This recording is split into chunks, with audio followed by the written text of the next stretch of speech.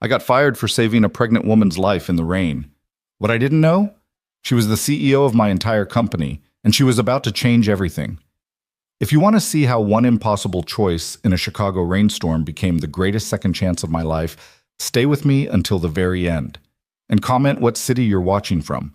I want to see how far this story travels. Now, let me take you back to that morning when everything fell apart, and then came together in ways I never imagined.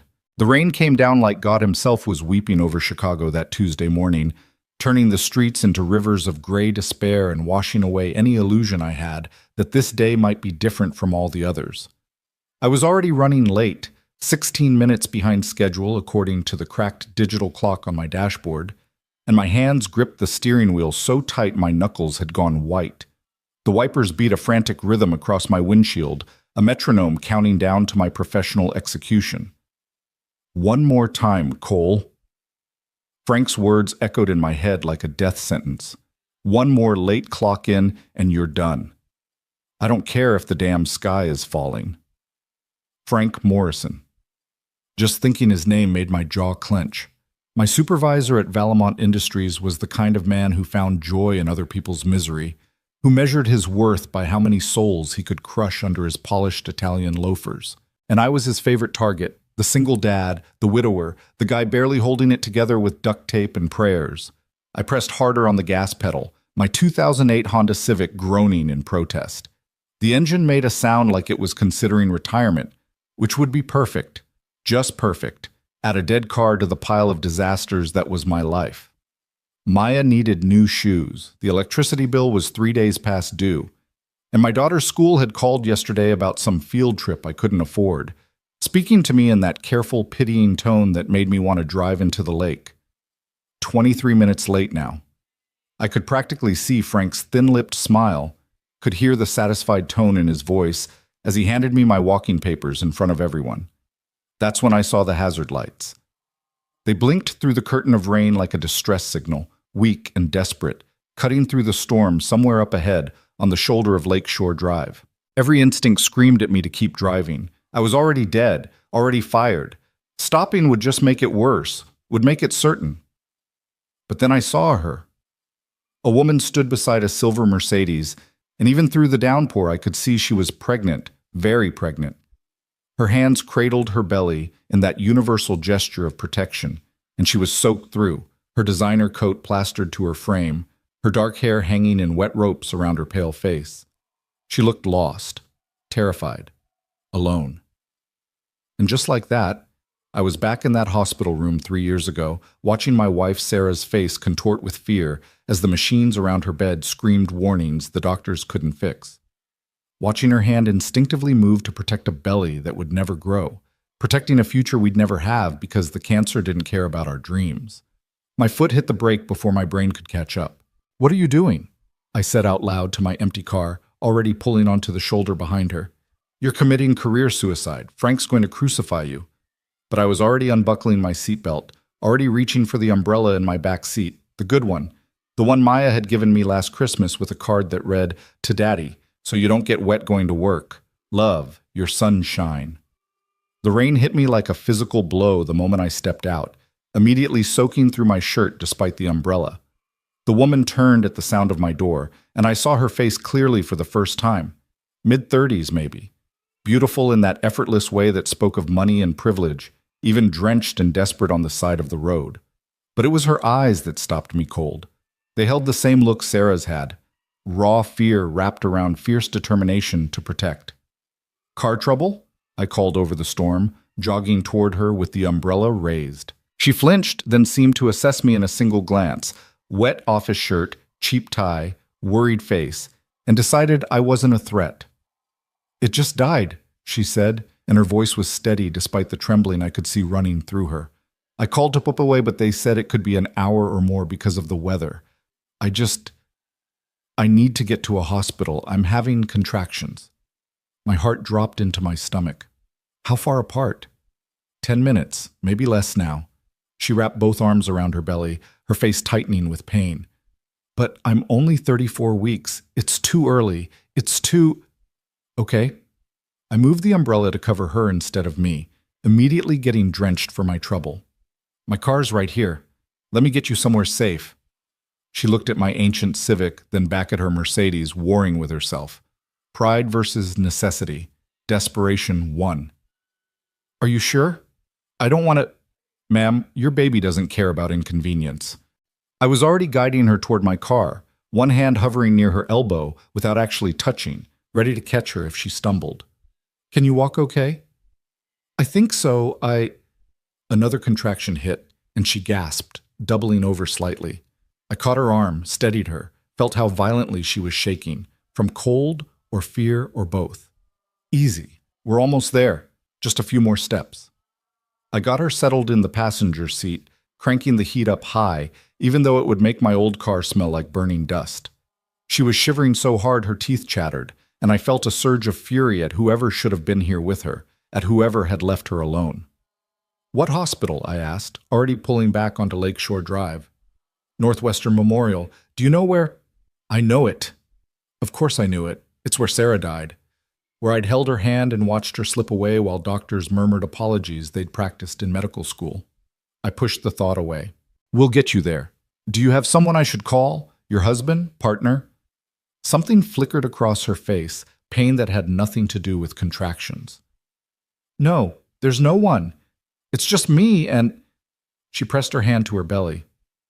Just us.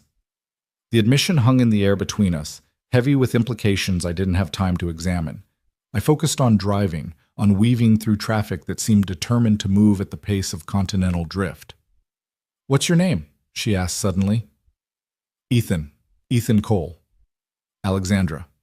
She didn't offer a last name, and I didn't ask. Thank you, Ethan. You didn't have to stop. I glanced at her, this stranger I'd probably never see again, and something in my chest twisted. Yes, I did. We drove in silence for a few minutes, the only sounds the rain hammering on the roof and her breathing, which had turned sharp and shallow. I could see her in my peripheral vision, see the way she kept checking her phone, her face growing more pinched with each glance. Another contraction? I asked. 8 minutes this time. Her voice was tight. They're speeding up. I pressed harder on the gas. 31 minutes late now. Frank would be in rare form. I'd probably have security escort me out. The thought should have terrified me, but all I could think about was the woman next to me, fighting to keep her baby safe for just a little longer. Tell me something, Alexandra said suddenly. Distract me. What do you do for work? I almost laughed. I work at Valamont Industries. Or I did until about half an hour ago when I decided stopping to help you was more important than keeping my job. Her head whipped toward me. What? I was already late. My supervisor's been looking for a reason to fire me for months. This'll do it. I tried to keep my voice light, but I could hear the edge of panic underneath. But it's fine. It's worth it. Your baby's worth it. Ethan. She looked stricken. I can't let you lose your job because of me. When we get to the hospital, I'll call your work. I'll explain... Explain what? That I was 45 minutes late because I stopped to help someone? They don't care about reasons. They care about numbers on a timesheet. I shook my head. Besides, it's done. And I meant what I said. You and your baby matter more than any job. She was quiet for a long moment, studying me with an intensity that made me uncomfortable. You're a good man, Ethan Cole. I'm an unemployed man who's going to have to explain to his 8-year-old daughter why we can't afford her field trip to the Science Museum. The bitterness leaked out before I could stop it. Sorry, that's not your problem. You have a daughter? Maya, she's the best thing in my life. I felt the familiar ache in my chest, the one that came whenever I thought about all the things I couldn't give her. Her mom died 3 years ago. Cancer. It's been just the two of us since then. I'm so sorry. Alexandra's hand reached out, hesitated, then settled lightly on my arm. The touch was brief but warm. That must be incredibly hard. We manage. I pulled into the hospital's emergency entrance, my heart clenching at the familiar sight. Okay, we're here. Let me help you inside. I was around to her side of the car before she could protest, offering my arm for support. She took it, moving slowly, and I felt another contraction hit by the way her grip tightened painfully on my forearm. Breathe, I murmured, the same thing I used to say to Sarah during her treatments. In through your nose, out through your mouth. You're doing great. We made it through the automatic doors, and immediately the sharp smell of antiseptic and floor cleaner hit me like a punch to the gut. A nurse looked up from the desk, took one look at Alexandra, and was already moving.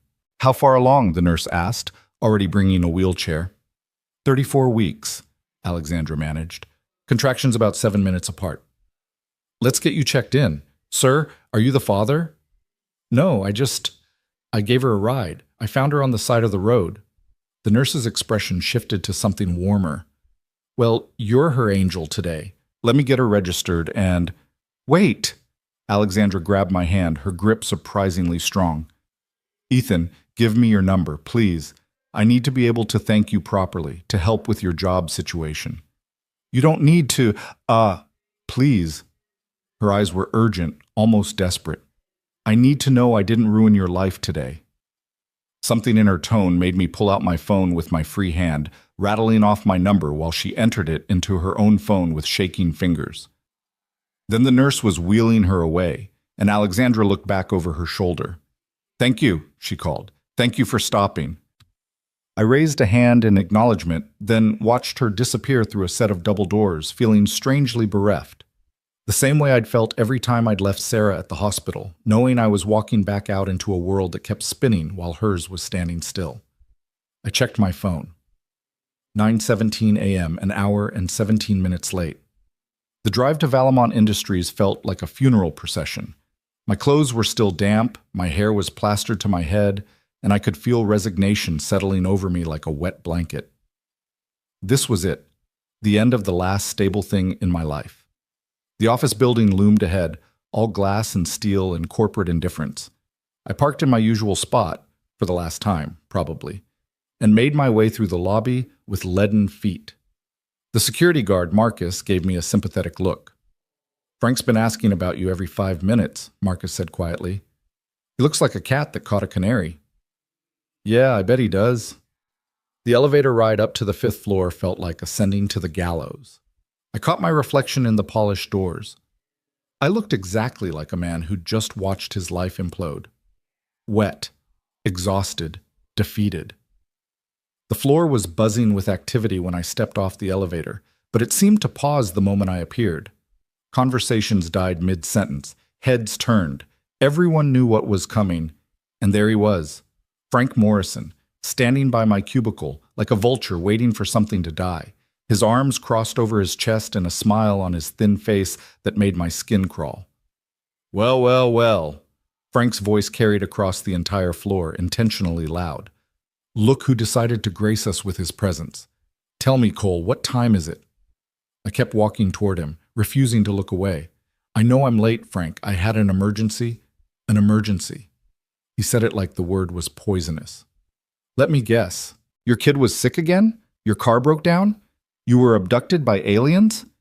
A few nervous laughs rippled through the office. I'm done with your excuses. I told you exactly what would happen if you were late one more time. A woman needed help. I tried to keep my voice level, professional. She was pregnant and stranded in the storm. She was having contractions. I got her to the hospital. How noble! Frank's smile widened. How absolutely heroic. Tell me, Cole, do you think heroism pays your bills? Do you think your daughter eats because you played Good Samaritan instead of showing up to work on time? The mention of Maya made my hands curl into fists. Don't talk about my daughter. Why not? You're the one who keeps using her as an excuse for your incompetence. He pulled a folder from under his arm, my personnel file. 16 times late in the last 6 months. 16. Do you know what that does to department productivity? What kind of example that sets? Most of those were 5 minutes or less. I don't care if it was 5 seconds. Late is late. Rules are rules. And you, Ethan Cole, are done. He opened the folder, pulled out a termination form already filled out, and held it out like a trophy. Effective immediately. Security will escort you out. You have 10 minutes to clean out your cubicle. The words hit me like physical blows. I'd known it was coming, but hearing it said out loud made it real in a way that stole my breath. Behind Frank, I could see my coworkers watching with expressions ranging from pity to relief that it wasn't them. Frank, please. I hated the begging note in my voice. Hated that he was reducing me to this. I need this job. My daughter needs... Your daughter needs a father who can show up on time. He thrust the paper at me. Sign it. I stared at the form, at my name printed in cold black letters next to words like terminated and cause and final. My hand trembled as I reached for the pen he offered. This was it. No more steady paycheck, no more health insurance, no more pretending I had things under control. I thought about Maya, about having to tell her we might lose the apartment, about the look on her face when I explained I'd lost my job because I stopped to help someone. She'd tell me I did the right thing, my sweet, wonderful daughter who inherited her mother's huge heart. But that wouldn't pay the rent. Tick-tock, Cole. Frank tapped his watch. Some of us have actual work to do. I signed. My signature looked like it belonged to someone else, someone whose hand wasn't shaking with suppressed rage and fear. Frank snatched the paper away, his smile now so wide it looked painful. Pleasure doing business with you. Security! 2 guards I knew, had joked with in the lobby, had shared coffee with, approached with apologetic expressions. I saved them the awkwardness. I know the way out. I went to my cubicle on autopilot. There wasn't much to pack. I'd never been allowed to personalize my space the way others did. A few personal items in the desk drawer, a photo of Maya at her last birthday, grinning gap-toothed at the camera while holding a homemade cake we'd baked together. A drawing she'd made of the 2 of us holding hands under a rainbow. This is us being happy again, Daddy, she'd said when she gave it to me, because Mommy wants us to be happy. I carefully placed both items in the small box they'd provided, feeling the weight of dozens of eyes on me. The security guards waited at a respectful distance while I gathered my things, while I became a cautionary tale for everyone else in the office. The walk to the elevator was the longest of my life. No one spoke to me. No one met my eyes. I was already a ghost, erased from the company roster before I'd even left the building. In the lobby, Marcus stopped me at the door. I'm sorry, man, he said quietly. For what it's worth, Frank's an asshole. Everyone knows it. Doesn't change anything. I shifted the box in my arms. Take care of yourself, Marcus. The rain had slowed to a miserable drizzle, perfectly matching my mood. I sat in my car for a long time, staring at the box in the passenger seat, at the photo of Maya visible on top. She was smiling up at me, full of trust and love, and the absolute certainty that her dad could fix anything. I was going to have to tell her I couldn't fix this. My phone buzzed. A text from my neighbor, Mrs. Chen, who watched Maya after school. Maya wants to know if you can pick up pizza for dinner. She says it's been too long since Pizza Thursday. Pizza Thursday. A tradition Sarah had started back when we could afford weekly treats without calculating the cost down to the dollar. I'd been canceling more and more lately, making excuses about diet or being too tired because the truth that we couldn't afford an extra $30 was too depressing to admit. I typed back, "We'll try." Running late from work. The lie tasted bitter even through text message. I drove home in a daze, my mind spinning through increasingly desperate scenarios. How long could I make my savings last? Could I pick up freelance work? Should I sell the car? Move to a cheaper apartment in a worse neighborhood with worse schools? By the time I pulled up to our building, an aging 3-story walk-up in a neighborhood that was up and coming, the same way a struggling plant was showing potential, it was nearly 11. The rain had stopped, leaving everything gray and dripping and exhausted. Mrs. Chen opened her door before I could knock, her lined face creased with concern. "Ethan, you look terrible. What happened?" "Long day." I couldn't bring myself to say it out loud yet. "Is Maya ready?" "She's doing homework at my table, but Ethan..." She caught my arm, her grip surprisingly strong for a 70-year-old woman. "You know I don't like to pry, but if you need help, if you need someone to watch Maya for free for a while..." The kindness nearly broke me. "Thank you, Mrs. Chen. That means everything, but we'll be okay." Another lie. I was collecting them today like other people collected parking tickets. Maya looked up when I entered Mrs. Chen's apartment, and her face lit up the way it always did when she saw me. Like I was the best thing in her world. It made my chest hurt. "Daddy!" She bounced up from the table, nearly knocking over her math worksheet. "You're home early. Does this mean we can do Pizza Thursday?" She was still in her school uniform, navy jumper over a white shirt, both inherited from a friend's older daughter. Her dark hair was pulled into slightly lopsided pigtails I'd done that morning, and she had a smudge of pencil lead on her cheek from erasing too enthusiastically. She looked exactly like Sarah. Same dark eyes, same dimples, same irrepressible spirit. "Hey, sunshine." I picked her up, even though at 8 she was really getting too big for it, and hugged her tight. She smelled like Mrs. Chen's apartment, green tea and old books and safety. "Let's get home first, okay? We need to talk." Her smile faltered. "Talk about what?" "Later, after you finish your homework." She studied my face with an intensity that reminded me she was far too perceptive for her age. 3 years of watching her mother die had made her grow up faster than any kid should have to. "Okay," she said finally, then turned to Mrs. Chen. "Thank you for the snack. Anytime, Bao Bei." Mrs. Chen smiled, but her eyes on me were worried. Our apartment was on the 3rd floor, and Maya chattered the whole way up the stairs, telling me about her day, about the spelling test she'd aced, about her friend Jessica's new puppy, about the substitute teacher who let them have extra recess. I made the appropriate sounds of interest while my mind spun through the conversation I'd have to have with her soon. Inside, our apartment was exactly as we'd left it that morning. Small, clean, shabby home. 2 bedrooms, 1 bathroom, a kitchen-living room combo with mismatched furniture from thrift stores and hand-me-downs. Maya had decorated her room with her own artwork and fairy lights we'd gotten on clearance. My room was sparse.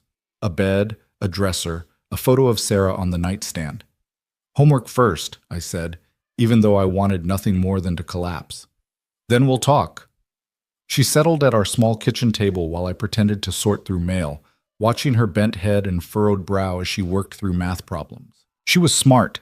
So smart. Her teacher said she was reading at a 6th grade level, that she had a gift for science, that she could go far with the right support.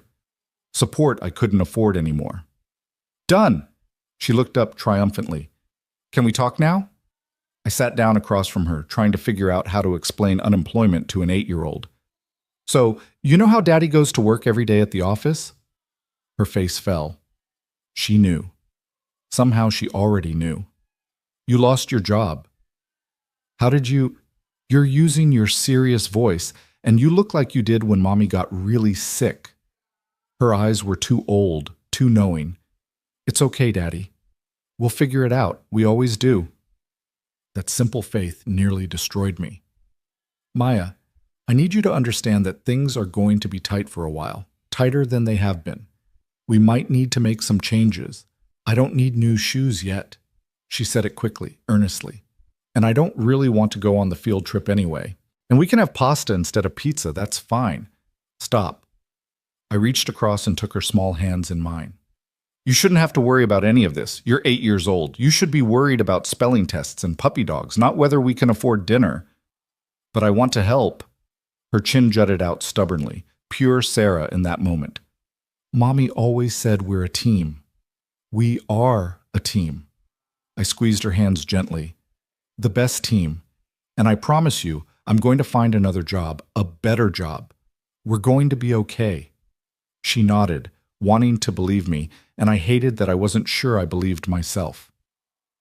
That night, after I'd tucked Maya into bed and read her 2 chapters of her current favorite book, after I'd kissed her forehead and promised tomorrow would be better, I sat alone in my dark kitchen and stared at my phone. The job search sites were depressing. Everything either paid less than Valamont or required qualifications I didn't have. And they all wanted someone who could start immediately, who didn't have the baggage of a termination on their record. I was scrolling through Indeed, trying not to let despair swallow me whole, when my phone rang. Unknown number, probably a spam call, but at this point I'd take any distraction. "Hello? Mr. Cole? Ethan Cole?" A woman's voice, professional but warm. "Yes?" "This is Jennifer Hartley from Valamont Industries Human Resources. I'm calling regarding your employment status." My stomach dropped. Were they calling to rub it in? To make sure I understood I was blacklisted? "Listen, I signed the termination papers. Whatever Frank Morrison wants me to Mr. Cole, I'm not calling about your termination. I'm calling to inform you that there's been a situation. Can you come to the main office tomorrow morning at 9? A situation? I really can't discuss it over the phone. But please, Mr. Cole, it's important. Can you be there? I thought about my empty day tomorrow, my empty calendar, my empty bank account. I'll be there. Excellent. Ask for me at reception. And Mr. Cole, bring your employee badge if you still have it. She hung up before I could ask what was happening, leaving me staring at my phone in confusion. I barely slept that night, running through possibilities. Maybe they realized they'd fired me wrongfully. Maybe Frank had screwed up the paperwork. Maybe it was some kind of exit interview they'd forgotten to do. Or maybe they were going to serve me with some kind of legal papers. Maybe Frank was claiming I'd damaged company property or stolen something. My anxiety spiraled in the dark while rain started up again outside, tapping against the windows like accusations. At 8:30 the next morning, I was standing in Valamont's lobby in my only good suit, the one I'd worn to Sarah's funeral and then to every job interview since. Maya was at school, Mrs. Chen had agreed to pick her up, and I was about to walk back into the building I'd been escorted out of yesterday. Marcus raised his eyebrows when he saw me. Ethan, what are you I got a call from HR, Jennifer Hartley? His expression shifted to something unreadable. Yeah, she's expecting you. 30th floor. The 30th floor. Executive level. I'd never been above the 5th floor in my entire time at Valamont. The elevator ride up felt like ascending into another world. Each floor that ticked by took me further from the Valamont I knew, the cramped cubicles and fluorescent lighting and break room with the perpetually broken coffee maker, into something else entirely.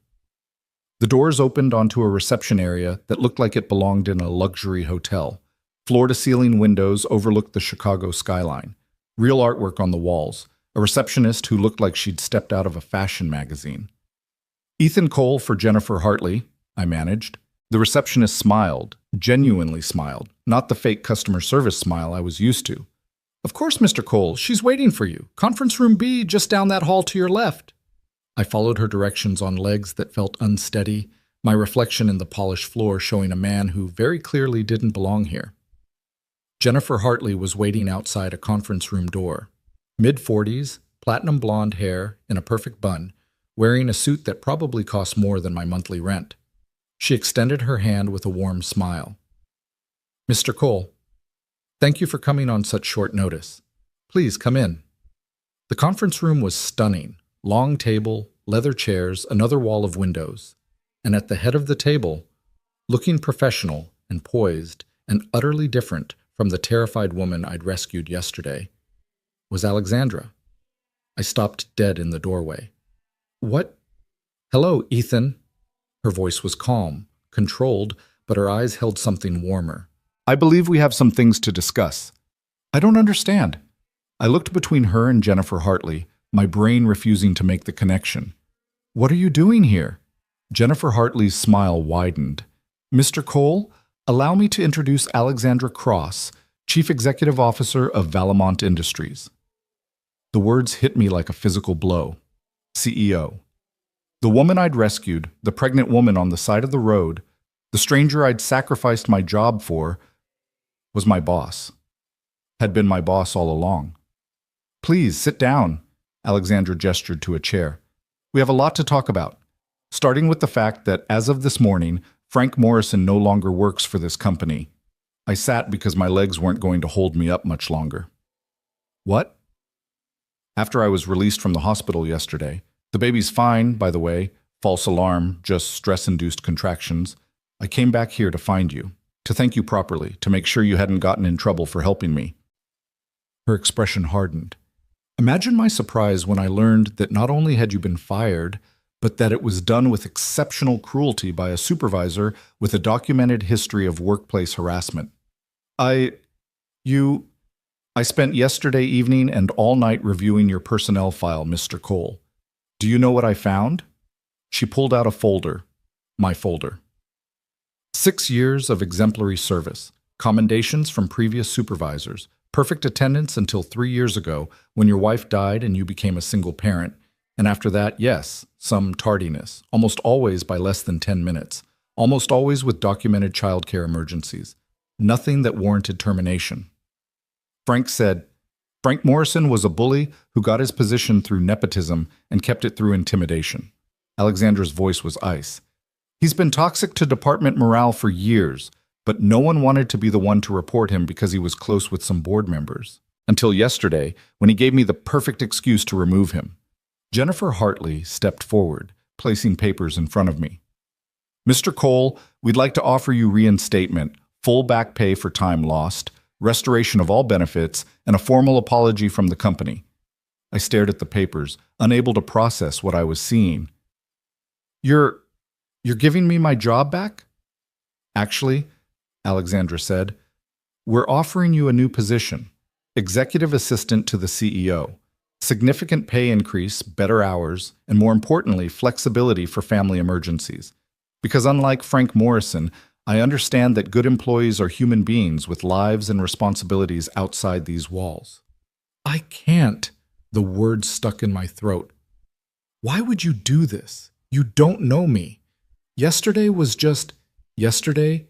You risked your job to help a stranger. Alexandra leaned forward, her gaze intense. You could have driven past me. Most people did, but you stopped, even knowing what it would cost you. You put someone else's safety above your own security. That tells me everything I need to know about your character, Ethan Cole. I have an 8-year-old daughter, I blurted out. I can't work late nights. I can't travel on short notice. I can't be the kind of assistant someone like you needs. I have a child too. Or I'm about to, in about 6 weeks if everything goes right this time. Her hand moved unconsciously to her stomach. I understand family comes first. I wouldn't offer you this position if I didn't think you could handle it. And more importantly, I need someone I can trust, someone with integrity.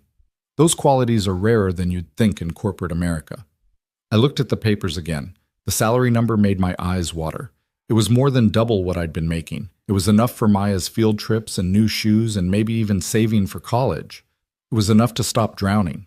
I don't know what to say. Say yes.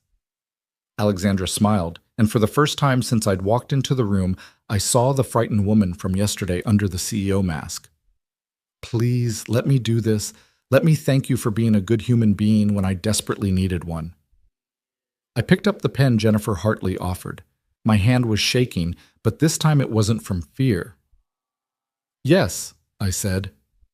Yes, I'll take the position. Alexandra's smile widened into something genuine and warm. Welcome to the executive team, Ethan. I think this is the beginning of something good. I signed the papers, and just like that, everything changed. Again. Except this time, it was changing for the better. This time, I wasn't signing my life away. I was signing up for a second chance I never thought I'd get. And as I shook Alexandra Cross's hand, as I felt the firm confidence of her grip, I couldn't shake the feeling that stopping to help her yesterday had been the most important decision I'd ever make. I just had no idea how right I was. The first Monday morning of my new life started at 7:45 a.m., which felt almost decadent after years of panicked pre-dawn departures. Maya had stared at me over her cereal like I'd grown a second head when I calmly made her lunch instead of shoving a few dollars at her for the cafeteria. "Are you sick, Daddy?" she'd asked, genuine concern in her voice. "No, sunshine.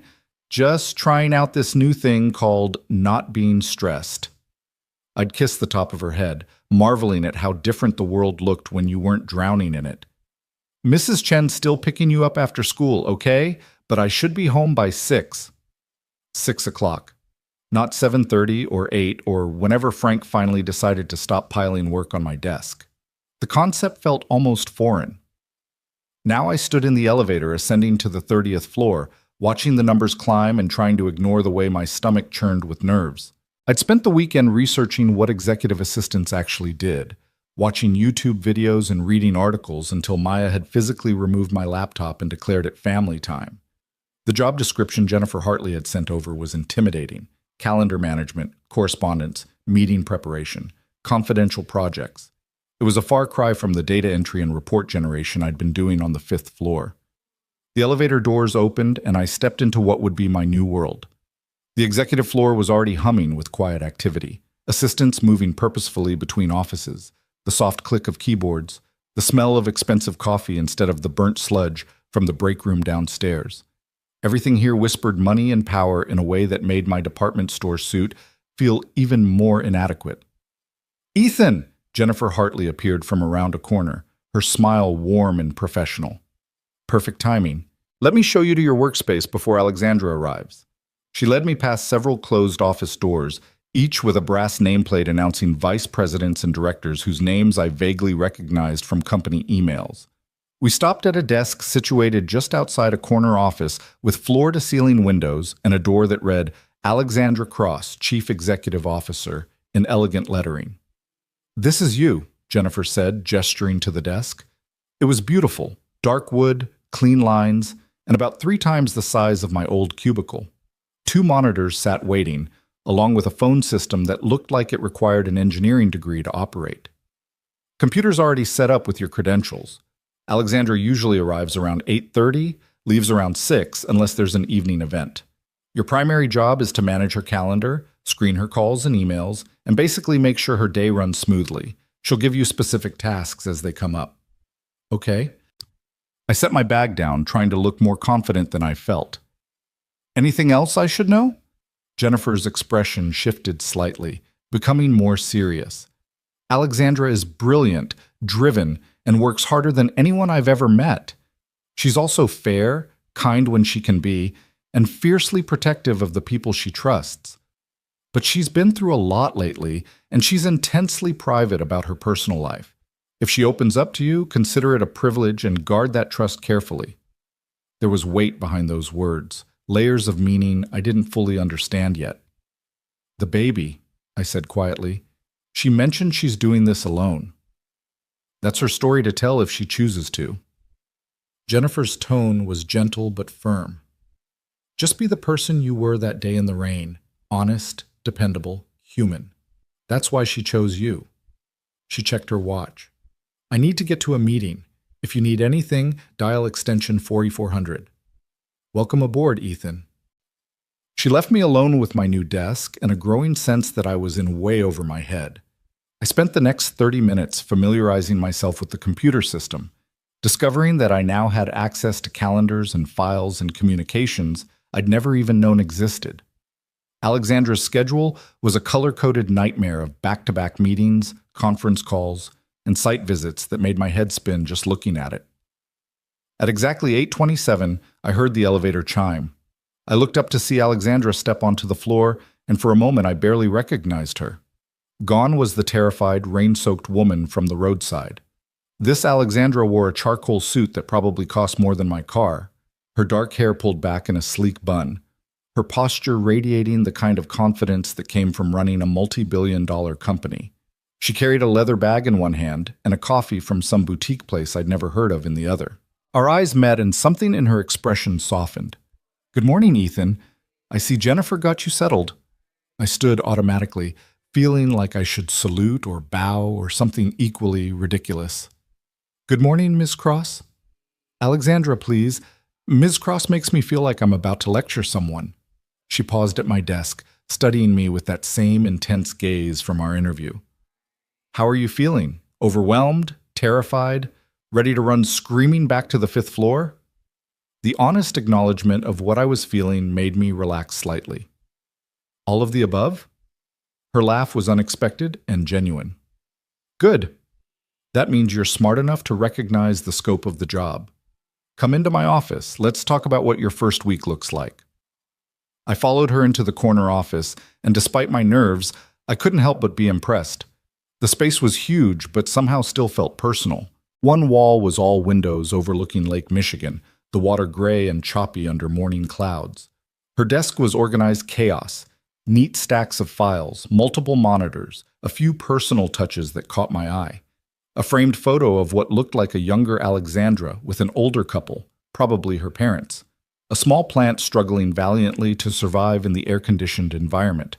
And prominently displayed, a sonogram image, the grainy black and white showing the unmistakable curve of a baby's profile. Alexandra caught me looking, and her hand instinctively moved to her stomach. 28 weeks now. Everything's looking good after the scare last week. "I'm glad." I meant it, remembering her fear in the car. "Do you know what you're having?" "A boy." Her smile was soft, almost vulnerable. I've been calling him Oliver in my head, though I haven't told anyone that yet. She seemed to catch herself, her expression shifting back to something more professional. But that's not why we're here. Sit, please. I took one of the chairs across from her desk while she settled into her own seat with the careful movements of someone whose body was doing extraordinary things. I want to be transparent with you, Ethan, because I think our working relationship will be better for it. Alexandra folded her hands on her desk, her gaze direct. I chose you for this position for several reasons. Yes, because of what you did last Tuesday, but also because I need someone I can trust absolutely. This company is in the middle of several sensitive negotiations, and there are people both inside and outside Valamont who would love to have access to my calendar, my communications, my plans. You'll be privy to information that could move stock prices or torpedo deals. I need to know that you understand the gravity of that. The weight of her words settled over me like a physical thing. I understand. I also need to know that if I have a doctor's appointment or a bad day or need to leave early because I'm growing a human being inside me that stays between us. The board knows I'm pregnant. I couldn't hide it much longer anyway. But they don't know the details. They don't know I'm doing this alone, and I'd like to keep it that way. Your private life is private, I said. I would never. I know you wouldn't. That's why you're here. She pulled out a leather-bound planner, flipping it open to a page covered in neat handwriting. Now, let's talk about how this is actually going to work. Your primary job is to be the gatekeeper between me and the rest of the world. That means you'll field calls, manage meeting requests, prioritize emails, and generally decide what actually needs my attention versus what can be handled by someone else. You'll also coordinate with the other C-suite assistants, prepare briefing materials for meetings, and occasionally handle special projects I'll assign directly. She walked me through the daily routine, arriving before her to review the day's schedule, having morning coffee ready with a brief rundown of priorities, managing lunch either in the executive dining room or brought to her office during working lunches, and end-of-day debriefs to plan for tomorrow. It was simultaneously more structured and more fluid than anything I'd done before. Questions so far? Alexandra asked. About 1 million, but I settled on the most immediate one. The phone system. I'm going to need a tutorial on that thing. Her laugh was warm. Jennifer said you were refreshingly honest. Don't worry, it's intimidating, but you'll get the hang of it. I'll have it come up and walk you through it. She glanced at her computer screen, her expression shifting. Speaking of which, my 9 o'clock just arrived early. Richard Thornton, VP of Operations. He tends to be condescending to anyone he perceives as beneath him, which unfortunately includes most of humanity. Don't let him push you around. Noted. I stood, then hesitated. Alexandra? Thank you. Again, for this chance. Something flickered in her expression. Gratitude, maybe, or relief. Thank you for stopping that day. I mean that, Ethan. You gave me more than a ride to the hospital. Before I could figure out how to respond to that, her phone buzzed with the notification that her meeting had arrived. I retreated to my desk, and moments later a man in his 60s strode past me without acknowledgement, leaving a trail of expensive cologne and entitlement in his wake. The morning passed in a blur of learning experiences. The phone system turned out to be less complicated than it looked once an incredibly patient IT technician named Marcus, not the security guard, apparently the name was popular at Valamont, walked me through it. I fielded exactly 17 calls, 12 of which I had to transfer to various departments after determining they didn't actually need the CEO. I scheduled 3 meetings, rescheduled 2 others when they conflicted, and spent an embarrassing amount of time figuring out how to work the printer. At 11:30, Alexandra emerged from her office looking tired. Ethan, I need you to order lunch from Marcello's. It's in my contacts file. The Dover sole for me, and get something for yourself. We're having a working lunch to go over the quarterly reports before the board meeting tomorrow. Just the fish? Any sides and the Caesar salad? Dressing on the side, no croutons. She smiled slightly. Pregnancy heartburn is a real and terrible thing. Welcome to too much information about your boss's digestive system. I called in the order, adding a chicken parmesan for myself after checking the menu prices and wincing. This one lunch cost more than I used to spend on groceries for a week. But Alexandra had said to get something for myself, and I was slowly learning that in this world, A $30 entree was just Tuesday. Lunch arrived at 12:15, delivered by a guy in a suit who apparently worked exclusively in executive food delivery. Alexandra and I ate in her office while she walked me through the intricacies of quarterly financial reports, explaining metrics and margins in a way that actually made sense. She was a good teacher, patient, clear, willing to backtrack when she saw confusion on my face. "You're picking this up quickly," she said, spearing a piece of lettuce. "Did you study business?" "Community college, 2 years before I had to drop out to help with my mom's medical bills." The words came out before I could censor them. "Sorry, that's probably more than you wanted to know." "Don't apologize for your life, Ethan." Her tone was gentle. "What happened to your mom?" "Stroke when I was 20. She recovered mostly, but the bills were devastating. I was going to go back to school after things stabilized, but then I met Sarah, and then Maya came along, and life just sort of happened." I shrugged, trying to make it sound less tragic than it felt. "No regrets, though. My family was worth more than any degree." Alexandra was quiet for a moment, her expression thoughtful. "You know, we have a tuition reimbursement program for employees pursuing degrees. If you're interested in finishing your education, I could make sure you're enrolled." The offer caught me completely off guard. I couldn't.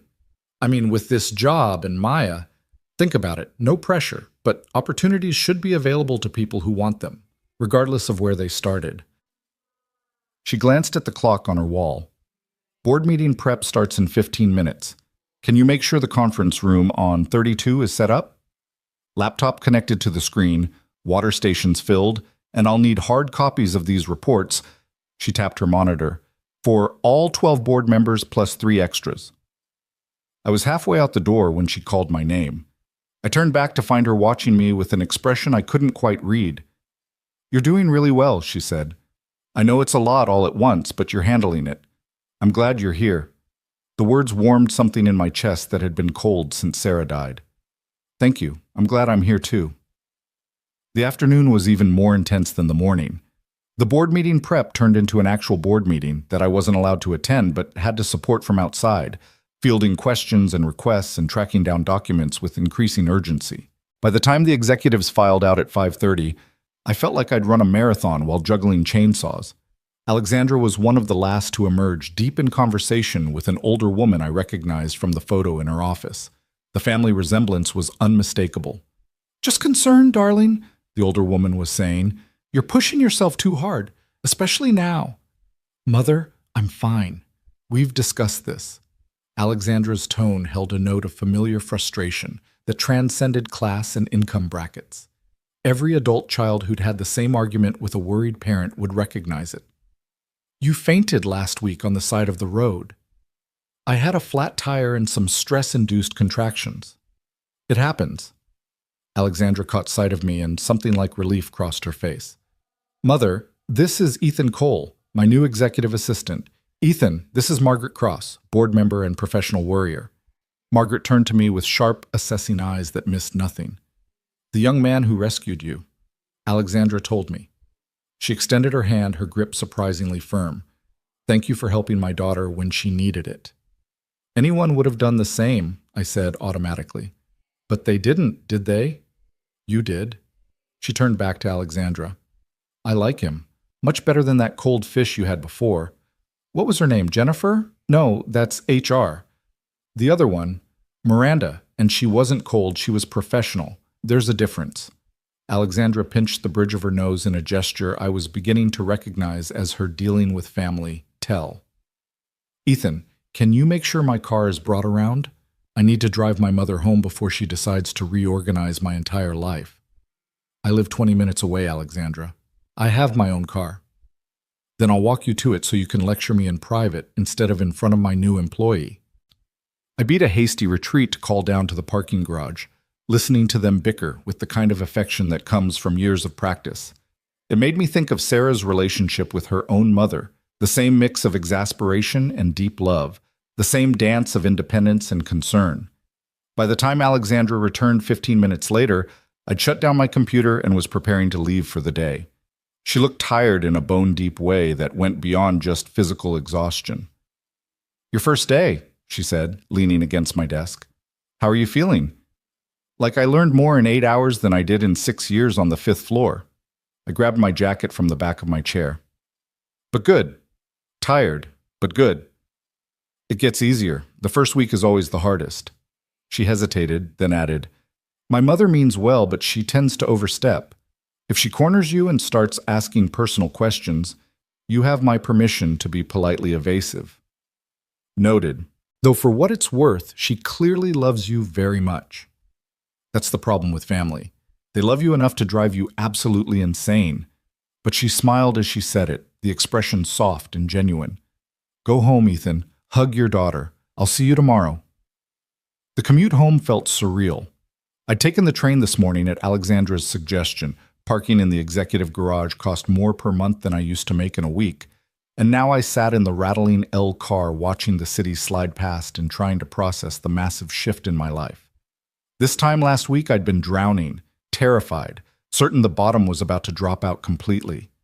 Now I had a job that challenged me, a boss who seemed to value me as a human being, and a salary that meant Maya could have new shoes and field trips and maybe even some stability for the first time since Sarah died. Maya was at Mrs.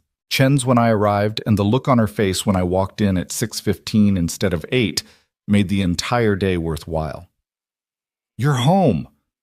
She launched herself at me with the confidence of a child who knew she'd always be caught. Mrs. Chen said your new job might mean better hours, but I wasn't sure if... Better hours, I confirmed, swinging her in a circle before setting her down. And enough money that we can do Pizza Thursday this week if you want. Her eyes went wide. Really? Really, really? Really, really. In fact, why don't we do it tonight? Celebrate Daddy's first day? Mrs. Chen watched us from her kitchen doorway, her lined face creased with a smile. It went well then? The new position? Better than I could have hoped. I met her eyes, wanting her to understand how much her support had meant. Thank you for everything, Mrs. Chen, for watching Maya, for being patient when I couldn't pay you on time, for...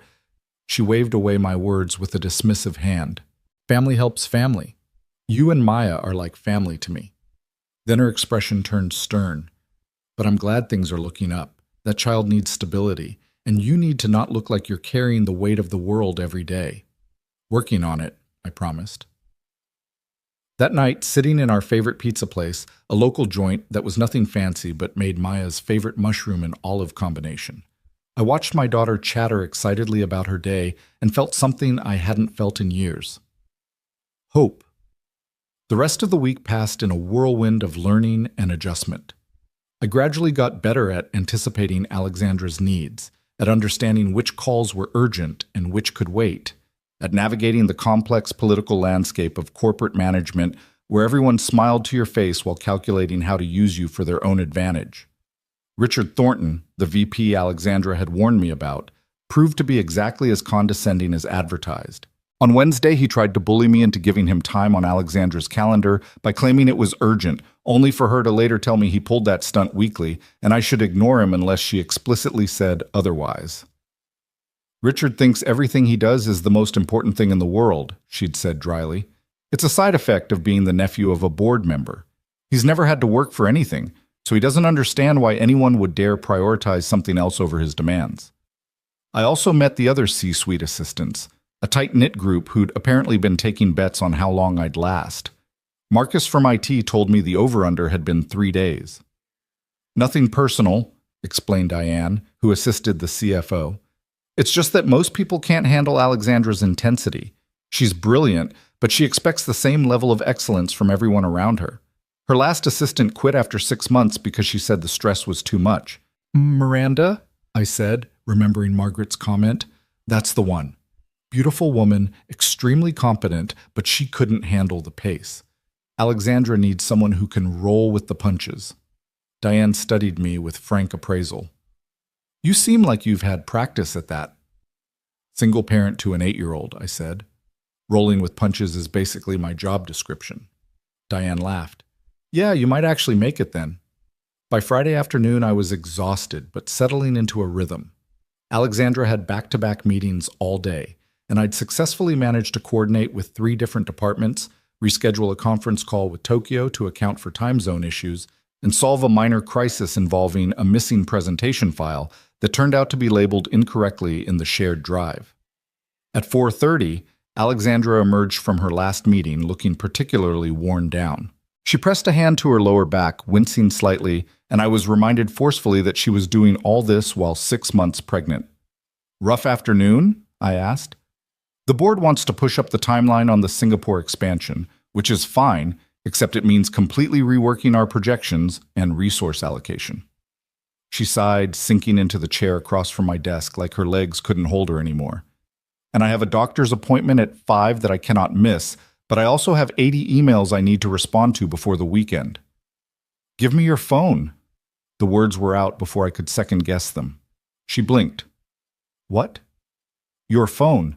I can screen the emails, flag anything that's actually urgent, and draft responses to the routine stuff for you to review Monday. You go to your doctor's appointment.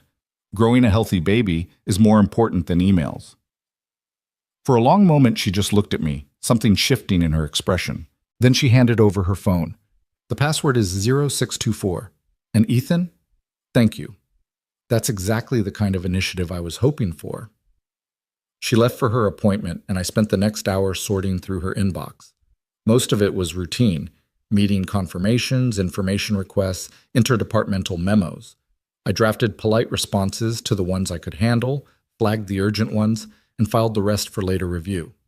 I was nearly done when an email caught my eye. The sender was Dr. Patricia Morrison from Northwestern Memorial, and the subject line read, "Obstetrics Follow-Up." I almost skipped past it. Personal medical stuff was definitely not my business, but something made me glance at the preview text visible in the inbox. "Alexandra, I wanted to follow up on our conversation regarding additional support during your pregnancy. As we discussed, given your history," and the preview cut off there, but it was enough to make me frown. Given her history? What history? The false alarm last week had seemed scary, but ultimately fine. But this email suggested there was something more, something Alexandra hadn't mentioned. I marked it as important and moved on, telling myself it wasn't my business. But the worry lingered. Alexandra returned just after 6, looking more relaxed than when she'd left. "Everything okay?" I asked. "Perfect. Oliver's measuring right on track, heartbeat strong, all the usual good news." Her smile was genuine, the kind that lit up her whole face. "And you? Make any executive decisions in my absence?" "Nothing too dramatic. Flagged about 15 emails that actually need your attention, drafted responses to another 20. The rest can wait." I handed back her phone. "There's one from your doctor marked important, personal medical stuff, so I didn't read beyond the preview." She glanced at the screen and something flickered across her face too quickly for me to identify. "Right. I'll handle that." "Thanks, Ethan." She checked her watch. "It's after 6. You should go home. Enjoy your weekend." "You're staying late?" I tried to keep the disapproval out of my voice and failed. "Just another hour or so. I want to get ahead on the Singapore proposal." "Alexandra." I cut her off, surprising both of us with my directness. "I'm pretty new at this job, so correct me if I'm wrong. But isn't part of my job making sure you maintain some kind of work-life balance? Because working until 7 or 8 on a Friday night while pregnant seems like the opposite of that." She stared at me for a beat, and I had a moment of panic that I just overstepped catastrophically. Then she laughed, a real laugh that seemed to surprise her as much as it did me. "You're right. You're absolutely right." She grabbed her bag from her office. "Come on, if I'm leaving, you're leaving. I'm not going to be the boss who preaches balance while keeping my assistant here late." We rode down in the elevator together, the building already quiet as people filtered out to start their weekends. In the lobby, Marcus the security guard called out a good night, and Alexandra responded with a warmth that seemed to surprise him. Outside, the evening was clear and cool, the kind of early May weather Chicago specialized in, perfect enough to make you forget how brutal the winter had been. We stood on the sidewalk for a moment, neither quite ready to part ways. "Your daughter," Alexandra said suddenly. "Maya, right? What are you two doing this weekend?" "Probably the usual. Playground, library, maybe catch a movie if I can find a matinee discount." I shrugged. "Nothing exciting, but she's 8. Just spending time together is exciting enough for her." "She sounds wonderful." There was something wistful in Alexandra's voice. "You're lucky to have her." I am, even on the days when she decides to test every boundary I've ever set, and I question all my parenting choices. I smiled, thinking of Maya's recent campaign to stay up past bedtime. But yeah, she's the best thing I ever did. Alexandra's hand moved to her stomach, that unconscious protective gesture I was learning to recognize. I hope I can be half as good a parent as you clearly are. The vulnerability in her voice caught me off guard. This was the woman who commanded boardrooms and made million-dollar decisions, but right now she just sounded like any other first-time parent terrified of screwing it up. You're already a good parent, I said firmly. You're already protecting him, making sure he's healthy, rearranging your whole life for him. That's what parenting is, making sacrifices and showing up and trying your best even when you're terrified. You're already doing all of that. She looked at me with something that might have been gratitude or relief or hope. Thank you, Ethan. I needed to hear that today. We said goodnight and went our separate ways, her to a car service that pulled up the moment she stepped to the curb, me to the L station for the rattling ride home. But her words stayed with me, and I found myself thinking about her more than was probably appropriate for an employee thinking about his boss. Not in a romantic way. She was my boss, pregnant, and so far out of my league we weren't even playing the same sport. But there was something about her that called to the part of me that couldn't help trying to fix things. She was alone in this pregnancy, clearly worried about more than she was saying and working herself to exhaustion trying to be everything to everyone. It reminded me of myself in those first months after Sarah died, trying to be both parents to Maya, trying to maintain my job, trying to keep the household running, all while drowning in grief and terror. I'd barely made it through, and I'd had misses, Chen and a few friends from Sarah's life, and the random kindness of strangers. Alexandra had a company to run, and apparently no one to share the burden with. The thought bothered me all weekend, even as I threw myself into being present for Maya. We did the playground on Saturday, where she made friends with another girl and they spent 2 hours building an elaborate castle in the sandbox. We hit the library on Sunday, where she loaded up on books about space and dinosaurs, and one about a girl whose mom had died that I wasn't sure I was emotionally ready for her to read. This one looks sad, I'd said carefully when she added it to her stack. Mrs. Chen said reading about people like us helps us feel less alone. Maya looked up at me with eyes far too wise for 8 years old. Is it okay if I read it, or will it make you too sad? And there it was, my daughter trying to protect me even as she navigated her own grief. You can read whatever you want, Sunshine. I'm okay, I promise. That night, after she was asleep, I sat in my small living room with a beer I couldn't quite afford and thought about Alexandra's question. What was I doing this weekend? The answer was everything and nothing, filling hours with small moments that added up to a life. It wasn't fancy or exciting, but it was ours. What did Alexandra do with her weekends? Did she work, read, prepare for Oliver's arrival? Did she have friends, family beyond her mother, anyone to talk to about the fears that came with first-time parenthood? Monday morning arrived with gray skies threatening rain, and I found myself at my desk 15 minutes early, coffee ready, Alexandra's schedule reviewed and color-coded. I'd spent Sunday evening researching the Singapore expansion, so I'd be better prepared to support whatever she needed this week. Alexandra arrived at 8:30 exactly, and I had her coffee waiting, decaf with just a splash of milk, the way she'd been taking it all week to avoid caffeine. She accepted it with a grateful smile that made the effort worthwhile. Good weekend? She asked. Great weekend. Maya and I hit the library, and she checked out approximately 7,000 books about dinosaurs and space. How was yours? Something flickered across her face. Fine. Caught up on work, mostly, which meant she'd spent the entire weekend in her home office, probably. The thought made me frown, but before I could say anything, her phone buzzed with a calendar reminder. Staff meeting in 30 minutes, I said. Conference room is already set up, and I printed the agenda items you sent over last night. You're a lifesaver. She headed toward her office, then paused in the doorway. Ethan? I'm glad you're here. This first week has been immeasurably easier with you managing things. The words warmed me all the way through my second cup of terrible break room coffee and 3 hours of back-to-back phone calls and email management. I was learning the rhythm of this job, the ebb and flow of executive life, the careful dance of priorities and politics. It was almost lunchtime when Alexandra emerged from a meeting looking pale and unsteady. She gripped the edge of my desk, breathing carefully through her nose, and I was on my feet immediately. "What's wrong? Should I call your doctor?" "No, just—" She pressed a hand to her stomach. "Just Braxton Hicks contractions. They're normal, just uncomfortable. I need to sit down for a minute."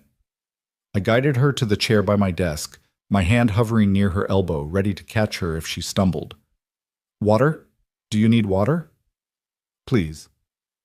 I grabbed a bottle from the mini fridge I'd discovered in the break room and handed it over, watching as she sipped slowly. The color was gradually returning to her face, but she still looked shaken. "How often is this happening?" I asked. "A few times a day. It's fine, Ethan. Really, Dr. Morrison said it's completely normal at this stage." "The same Dr. Morrison who sent you that email about additional support?" The words were out before I could think better of them. Alexandra's head snapped up, her eyes meeting mine with something that might have been fear. "You read my email?" "No, I saw the subject line and the preview text when I was sorting your inbox Friday. I didn't read it, I swear, but—" I stopped, took a breath, tried to find the right words. "Look, it's none of my business what your medical situation is, but if there's something I should know to help you better, to make sure you're not overdoing it." She was quiet for a long moment, studying me with that intense gaze that seemed to see straight through all my defenses. Finally, she sighed. "This isn't my first pregnancy," she said quietly. "I had a miscarriage last year, late second trimester, and before that, 2 earlier losses. Doctor Morrison is concerned about my stress levels and wants me to consider reducing my workload or taking early leave." The words hit me like a physical blow. 4 pregnancies, 3 losses. The fear I'd seen in her eyes that day in the rain suddenly made devastating sense. "I'm so sorry," I said, inadequate words for such profound loss. "I didn't tell you to make you feel sorry for me." Her voice was firm, despite the emotion underneath. "I told you because you're right. If you're going to help me manage my schedule, you should know why I sometimes need flexibility, why I might need to leave early for appointments, or why I'm paranoid about every twinge and pain." "Does your mother know? The board?" "My mother knows. The board knows I'm pregnant, but not about the previous losses. As far as they're concerned, this is my first pregnancy and everything is perfectly routine." She met my eyes. "And I'd like to keep it that way. Can I trust you with this?" "Of course. Always." I didn't even have to think about the answer. "What do you need from me?" "Just this. Being understanding when I need to slow down. Helping me protect time for appointments and rest without making it obvious that I'm worried. And maybe," she hesitated, "maybe occasionally reminding me that working 16-hour days isn't actually good for Oliver, even when I'm convinced I need to." "I can do that." I pulled out my phone, already making notes. "Starting with moving your 2 o'clock meeting so you can actually have lunch instead of working through it again. You've eaten at your desk every day this week." "Ethan." "Nope. Part of my job, remember? Making sure you maintain work-life balance, which includes eating actual meals." I was already typing up an email to reschedule. "And I'm blocking an hour every afternoon on your calendar for administrative work, which is code for you getting to actually breathe without someone demanding your attention." "You're managing me," she said, but there was amusement in her voice. "I'm assisting you. That's literally my job title." I hit send on the email, feeling oddly satisfied. "Now, what do you actually want for lunch? And don't say a salad from your desk." She laughed, the sound genuine and warm, and for a moment the professional distance between us dissolved into something that felt almost like friendship. "Surprise me," she said.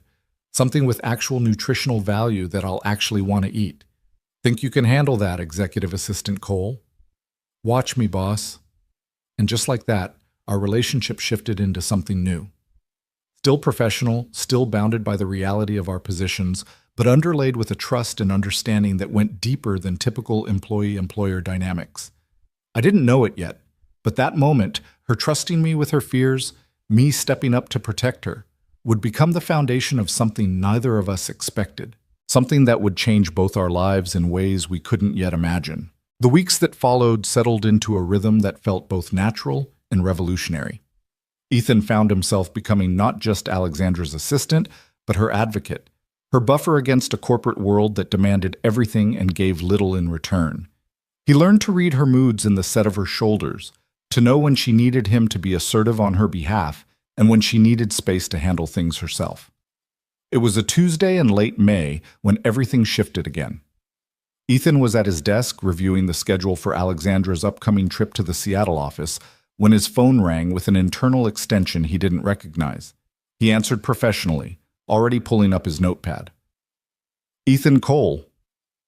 Mr. Cole, this is Barbara Hendricks from Legal. The woman's voice was crisp, businesslike. I need to speak with Ms. Cross immediately. It's regarding the Henderson acquisition. Ethan glanced at his screen. Alexandra was in a video conference with the Tokyo office, something that had been scheduled for weeks and couldn't be interrupted. Ms. Cross is in a meeting until 11:30. Can I take a message or schedule a call back? This can't wait. We've just received notification that Henderson is threatening to pull out of the deal unless we agree to their revised terms by end of business today. Ms. Cross needs to know now. The urgency in her voice made Ethan's decision easy. Hold on. He muted the call, got up, and knocked softly on Alexandra's office door before opening it slightly. She was on camera, mid-sentence, but her eyes flicked to him with a question. He held up his phone and mouthed, "Legal, urgent, Henderson." Understanding flashed across her face. She nodded once, then turned back to her camera. "Gentlemen, I apologize, but I have an urgent situation that requires immediate attention. Can we resume this call in 1 hour?" She waited for acknowledgement, then ended the conference and looked at Ethan expectantly. He put the call on speaker. "Ms. Hendricks, you're on with Ms. Cross."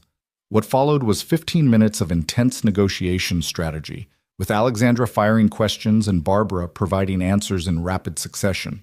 Ethan took notes without being asked, already anticipating that Alexandra would need a written summary of this conversation. When the call ended, Alexandra sat back in her chair and pressed both hands to her temples. "The Henderson deal is worth $40 million, she said quietly. "If it falls through because they're getting cold feet, that's going to make the board very unhappy, especially Richard's uncle, who pushed hard for this acquisition. What do you need from me?" She looked up, and he saw the exhaustion there, the weight of responsibility that never seemed to lift. "Call Barbara back and tell her I'll review the revised terms within the hour. Then block out my afternoon, cancel anything that isn't absolutely critical. I need to run numbers and consult with the finance team before I can make a decision on this." "Consider it done." Ethan paused at the door. "Have you eaten anything today?" "Ethan, that's what I thought. I'm ordering lunch. You're going to eat it while you work, and I don't want to hear any arguments about not having time." He softened his tone. "You can't make good decisions if your blood sugar is in the basement. And Oliver needs actual nutrition, not just stress hormones." Her expression shifted from exasperation to something warmer. "You're getting very comfortable bossing around the CEO." "Someone has to. You're terrible at taking care of yourself." He grinned to take the sting out of the words. "Besides, you hired me to make your life easier. Let me do my job." "Fine, but nothing heavy. My stomach's been off all morning." He ordered soup and bread from the place she liked, then spent the next hour systematically clearing her afternoon schedule. Most people were understanding when he explained there was an urgent situation requiring the CEO's attention. Richard Thornton was not. "This is the third time this month she's canceled on me." Richard's voice dripped with condescension through the phone. "Perhaps you should remind Ms. Cross that some of us have priorities that matter to the company's bottom line." Ethan felt his jaw tighten. "Mr. Thornton, Ms. Cross is currently managing a $40 million acquisition that's threatening to collapse. I'm sure she'd be happy to discuss your department's supply chain optimization proposal once that's resolved. How does Thursday at 2 sound?" "Thursday? That's 3 days away. Or the following Monday. Those are the options currently available." Ethan kept his voice professionally pleasant while internally enjoying Richard's frustrated sputter. "This is unacceptable. I'm going to speak to Alexandra directly about your attitude." "You're welcome to do that, sir. In the meantime, should I pencil you in for Thursday or Monday?" There was a long pause. "Thursday, 2 o'clock. And tell Alexandra I expect more than 20 minutes this time." Ethan made the notation, ended the call, and allowed himself a small smile of satisfaction. Diane had been right. Standing up to Richard felt good. The afternoon passed in organized chaos. Alexandra worked through lunch while Ethan fielded calls and coordinated with various departments. By 4 o'clock, she'd made her decision. Agree to most of Henderson's terms, but hold firm on 3 key points that legal had identified as non-negotiable. The revised proposal went out at 4:30, and then there was nothing to do but wait. At 5:45, Barbara Hendricks called back. Henderson had accepted the counter-proposal. The deal was back on. Ethan heard Alexandra's exhale of relief from his desk, followed by the sound of her chair rolling back. She appeared in her doorway looking rumpled and exhausted but triumphant. "We did it. The acquisition is secured." "You did it," Ethan corrected. "I just answered phones and moved meetings around." "You protected my time so I could focus on what mattered. That's not just answering phones, Ethan. That's exactly what I needed." She glanced at her watch and winced. "It's almost 6. You should have left an hour ago. Maya's probably wondering where you are." "She knows I have a demanding boss." He shut down his computer, gathering his things. "Besides, Mrs. Chen doesn't mind the extra time. I texted her earlier to give her a heads up." Alexandra leaned against the doorframe, one hand resting on her stomach in that protective gesture that had become second nature to her. "Does Maya ever resent the job? The hours you work, the energy it takes from you?" The question surprised him with its vulnerability. "She's 8. I'm sure someday when she's a teenager, she'll resent everything I do." He smiled to soften the words.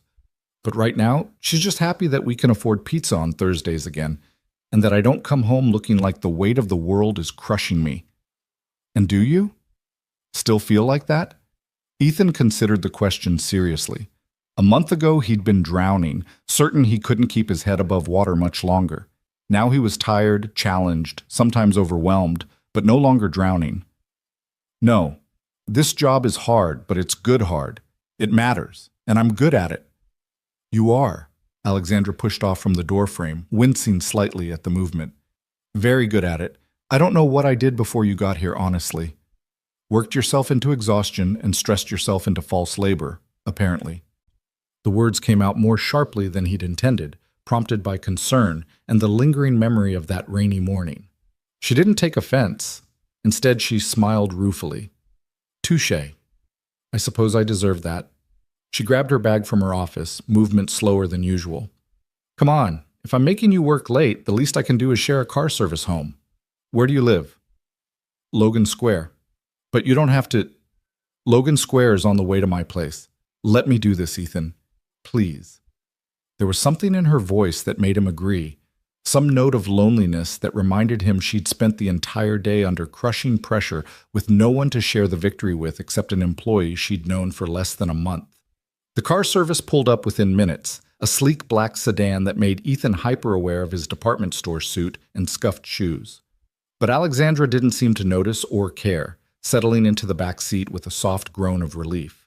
32 weeks, she said, catching his questioning look. "Everything hurts all the time, and I'm only going to get bigger. It's glamorous, let me tell you. Sarah used to say pregnancy was nature's way of making you so uncomfortable that labor seems like a relief by comparison. The memory came with less pain than it used to, softened by time and distance. Your wife sounds like she was a wise woman. She was. Funny, too. She could find humor in anything, even dying." Ethan stared out the window at the Chicago streets sliding past in the evening light. "Toward the end, when she knew she wasn't going to make it, she made me promise to find someone else eventually. Said she refused to have me moping around being noble and alone for the rest of my life." "Have you? Found someone else?" "No. Between work and Maya and just trying to survive, there hasn't been time, or energy, or honestly, inclination." He turned back to find Alexandra watching him with an expression he couldn't quite read. "What about Oliver's father? I know you said you're doing this alone, but I've been curious about the story there. You don't have to tell me if it's too personal." She was quiet for so long he thought she wasn't going to answer. Then she sighed, her hand moving to her stomach again. "There is no father, not in the traditional sense. I used IVF with a sperm donor from a clinic." She said it matter-of-factly, but Ethan could hear the defensiveness underneath. "I'm 36 years old. I've spent the last decade building my career, and every relationship I've had has either been with men who were intimidated by my success or men who wanted to use my position for their own advancement. After the third miscarriage, I realized I was running out of time to have the family I wanted, so I decided to do it myself. That's incredibly brave. She looked at him sharply, as if expecting judgment or pity. Finding neither, her expression softened. Or incredibly foolish? Most days I go back and forth. Why would it be foolish to go after what you want? To refuse to let circumstance or other people's limitations determine your future? Ethan shook his head. That sounds like the same determination that made you CEO of a Fortune 500 company. I don't see why it would be different for family. Because running a company and raising a child are entirely different things. One has metrics and benchmarks and quarterly reviews. The other is just stumbling through and hoping you don't completely screw up a tiny human who didn't ask to be born into your complicated life. Her voice cracked slightly on the last words. The car pulled up in front of Ethan's building, but he made no move to get out. Can I tell you something my mother-in-law said to me right after Sarah died? I was falling apart, convinced I couldn't possibly be both parents to Maya, certain I was going to fail her in every way that mattered. What did she say? She said that love and showing up are 90% of parenting. The rest is just details you figure out as you go. He met Alexandra's eyes directly. You love Oliver already. I can see it every time you touch your stomach, every time you rearrange your schedule for a doctor's appointment, every time you force yourself to eat when you're not hungry because he needs nutrition. And you're already showing up for him in every way that counts. The rest? You'll figure it out, just like every other parent in history. Tears welled in Alexandra's eyes, and she blinked rapidly, clearly trying to maintain her composure. Thank you. I needed to hear that today of all days. Anytime. That's what friends are for. The word hung between them. Friends. It was presumptuous of him to claim friendship with his boss, with someone so far above his social and economic status. But it also felt true in a way that transcended their professional relationship. Alexandra's smile was tremulous but genuine. Friends. Yes, I'd like that, Ethan. He got out of the car feeling like something significant had shifted between them, though he couldn't quite name what. As the sedan pulled away, he stood on the sidewalk for a moment, watching it disappear into evening traffic and wondering what exactly he'd gotten himself into. The next morning brought a surprise. Ethan arrived at his desk to find a gift bag sitting on his chair with a card attached. Inside was a high-end leather portfolio with his initials embossed on the front, along with a set of expensive pens. The card read, "Thank you for protecting my time yesterday and for the conversation on the way home. You're more than an assistant. You're an answer to a prayer I didn't know I'd prayed. Ethan ran his fingers over the soft leather, touched by the gesture in a way that felt disproportionate to the actual gift. It wasn't the expense, though this portfolio probably cost more than his weekly grocery budget.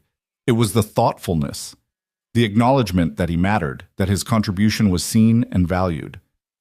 She's good at that. Diane appeared at his elbow, startling him. Seeing people and making them feel appreciated. It's one of her strengths as a leader. It's a nice gesture, Ethan said carefully, not wanting to make too much of it. It's more than nice. Alexandra doesn't give gifts lightly. She must really value you. Diane's expression was knowing. Fair warning. Once she decides someone is part of her inner circle, she's fiercely protective, but she also expects loyalty in return. That seems fair. Just be careful, Ethan. She's your boss first, and she's going through a vulnerable time. Lines can get blurry, especially when you're both working long hours in close proximity. Diane's voice was gentle but firm. I like you. I think you're good for her. But remember who signs your paychecks. The warning sat uncomfortably in Ethan's mind all morning, especially when Alexandra emerged from her office with coffee in hand and a genuine smile on her face. You found the gift. Do you like it? It's too much, Alexandra. I was just doing my job. You were being a friend when I needed one. That's worth acknowledging. She leaned against his desk, casual and relaxed in a way he rarely saw during business hours. How's Maya? Did you get home okay last night? Late, but fine. She was already asleep, but Mrs. Chen said she'd had a good day. He pulled up his calendar, trying to redirect the conversation to safer, more professional territory. You have the finance committee meeting in 20 minutes, then lunch with the mayor's office, then... Ethan. Her voice was soft. You're allowed to have personal conversations with me. Actually, I'd prefer them. It's Spending 10 hours a day with someone who only talks to me about meetings and schedules sounds exhausting. I just don't want to presume you're not presuming. I'm explicitly inviting you to treat me like a human being instead of just a job title. She smiled at his discomfort. Tell me something about Maya. What's she into right now? Besides dinosaurs and space. So he did. He told her about Maya's current obsession with learning to cook, which mostly involved making elaborate messes in their tiny kitchen, about her determination to befriend a stray cat in their neighborhood, despite Ethan's concerns about fleas and veterinary bills they couldn't afford, about her recent decision that she wanted to be a doctor when she grew up so she could fix people like the doctors tried to fix Mommy. Alexandra listened with genuine interest, asking questions and laughing in all the right places. It should have felt strange discussing his daughter with the CEO of a major corporation. Instead, it felt natural, easy, like they'd been friends for years instead of weeks. She sounds amazing, Alexandra said when he finished. I'd love to meet her sometime, if that wouldn't be weird. Why would it be weird? I don't know. Mixing personal and professional lives. Some people have strong boundaries about that. She looked uncertain, vulnerable in a way that reminded Ethan she was still figuring out this friendship thing too. You're welcome to meet her anytime. Fair warning though, she'll probably ask you approximately 7 million questions about being pregnant and whether you can feel the baby kick and what it's like to run a company. 8-year-olds have no filter. I look forward to it. The warmth in Alexandra's voice made Ethan's chest tighten with an emotion he refused to examine too closely. The rest of the week passed in a blur of meetings and deadlines, and an increasing sense that he and Alexandra were building something beyond a typical working relationship. She started staying later at the office, often emerging from conference calls to find him still at his desk, even though he could have left hours ago. They'd end up talking, about work initially, but increasingly about life, families, dreams deferred, and hopes for the future. Friday afternoon found them both exhausted from a particularly grueling week. Alexandra had back-to-back meetings until 3, and Ethan could see the strain in the tight set of her jaw, the way she moved more carefully than usual. When her last meeting ended, she didn't return to her office. Instead, she sank into the chair across from his desk with a heavy sigh. I have a proposition for you, she said without preamble. Ethan looked up from the expense reports he'd been reviewing. I'm listening. I'm supposed to go to a charity gala tomorrow night. It's one of those events I can't skip. Major donors, board members, all the people who matter to Valamont's public image.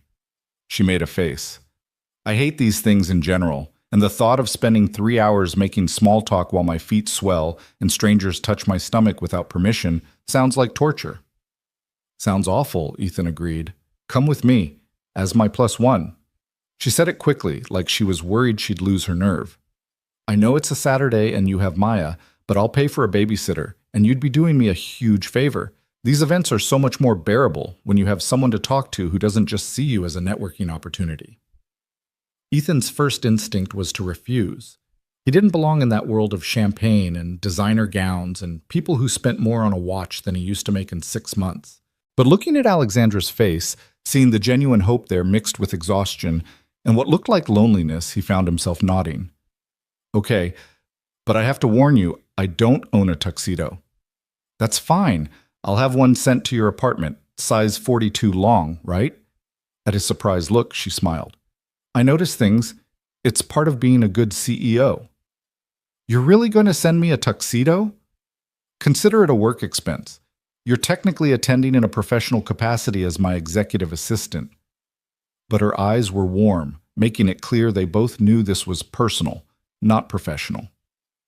The tuxedo arrived Saturday afternoon in a garment bag from a store Ethan had only ever walked past, never dared enter.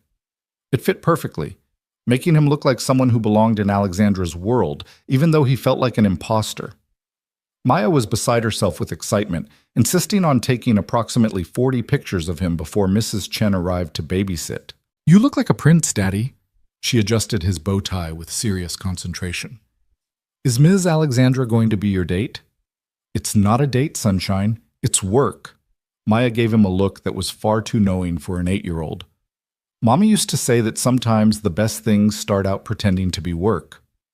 Before Ethan could figure out how to respond to that, the car service arrived. He kissed Maya goodbye, promised not to stay out too late, and found himself being driven to Alexandra's address in Lincoln Park. The building was exactly what he expected: elegant, secure, expensive.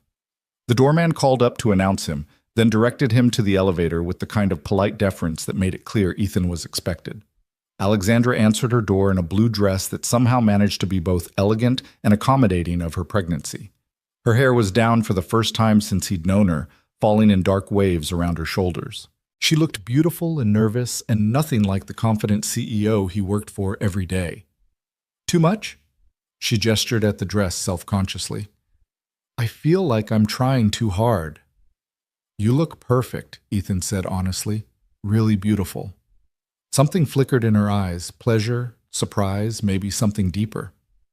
"You clean up pretty well yourself. That tux fits you better than I expected." "That sounds like you're surprised I'm not a complete disaster in formal wear."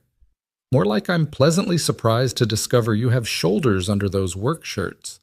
Her eyes widened as soon as the words left her mouth. "That came out wrong. I meant, it's fine." Ethan laughed, charmed by her flustered reaction. "Should we go before one of us says something even more awkward?" The gala was being held at the Art Institute, and even Ethan had to admit it was impressive. The modern wing had been transformed into an elegant party space, all dramatic lighting and strategic flower arrangements and servers circulating with champagne and canapes. Alexandra grabbed sparkling water instead of champagne, and Ethan stuck to the same out of solidarity. "Alexandra!" A woman in her 60s materialized out of the crowd, her smile sharp and assessing. "How wonderful to see you. And who is this handsome young man?" "Patricia, good to see you." Alexandra's voice had taken on the professional polish Ethan recognized from board meetings. "This is Ethan Cole, my executive assistant. Ethan, Patricia Warfield, she's on the board of the Art Institute." Patricia's eyes sharpened with interest. "Executive assistant? How modern. I remember when they were called secretaries." She laughed at her own joke that wasn't really a joke. "And how are you feeling, dear? You must be what, 7 months along now?" "Almost 8. Alexandra's hand moved to her stomach, defensive. "Everything's going well." "That's wonderful. Such a brave choice, doing this on your own." Patricia's tone suggested she thought it was anything but brave. "I do hope you're planning to take proper maternity leave. The company needs you, but surely family comes first." It was a trap dressed up as concern, implying that Alexandra couldn't possibly be both a good CEO and a good mother.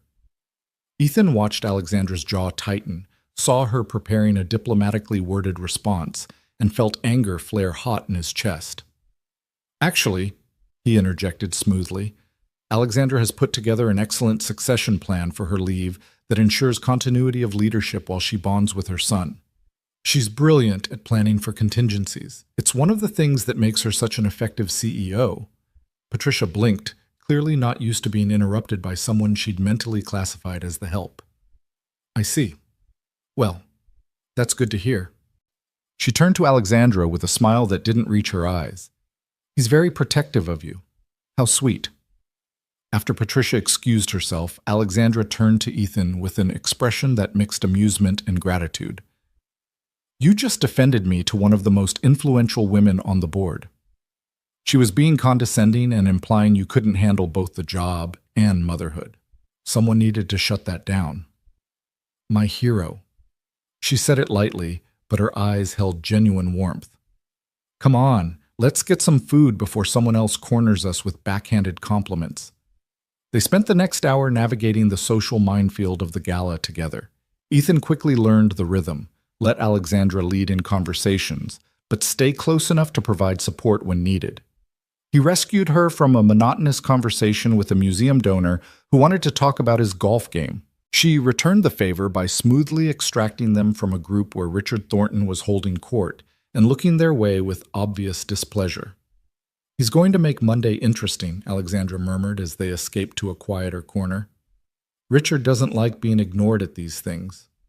Richard doesn't like anyone who won't kiss his feet and tell him he's brilliant." Ethan handed her a plate of the appetizers he'd collected.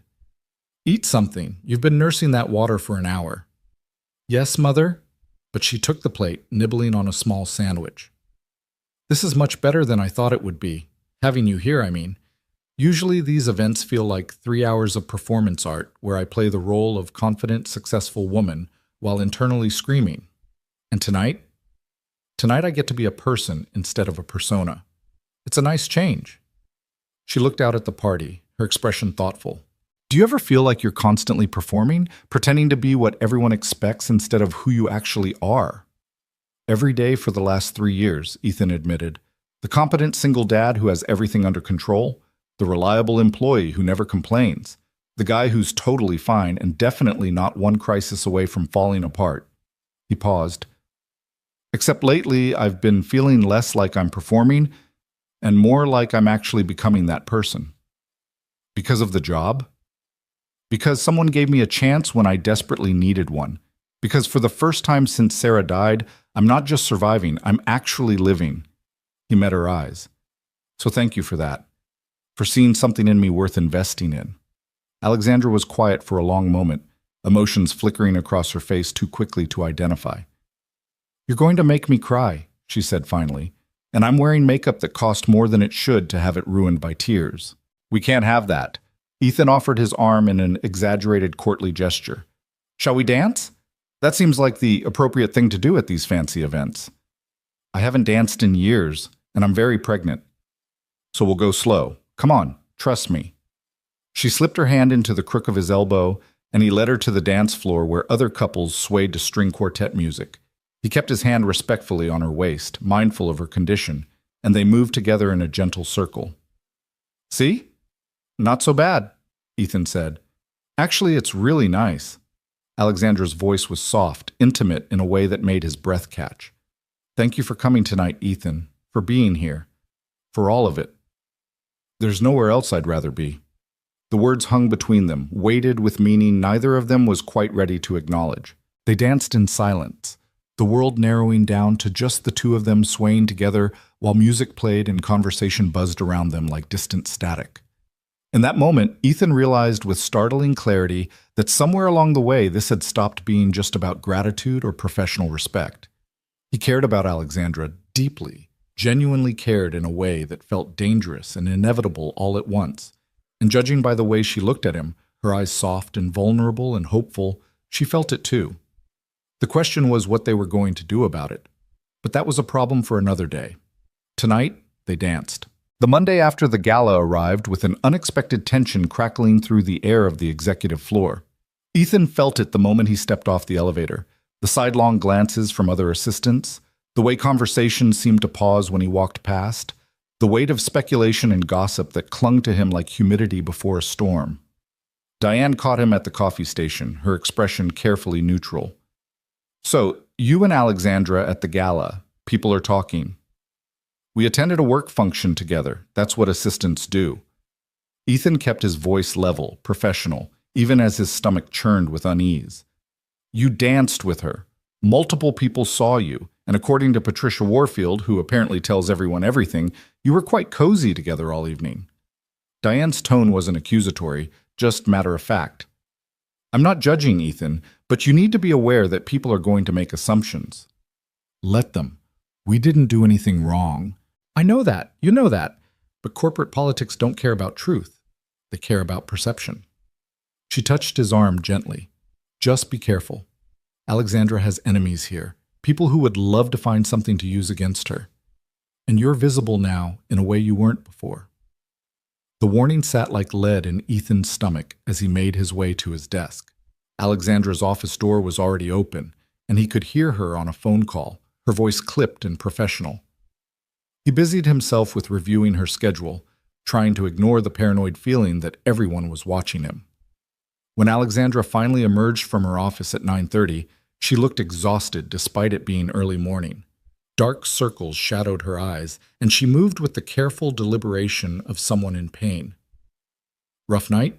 Ethan asked, keeping his voice low. Oliver decided to practice his kickboxing skills on my ribcage from midnight until 4. She accepted the coffee he handed her with a grateful smile. Thank you.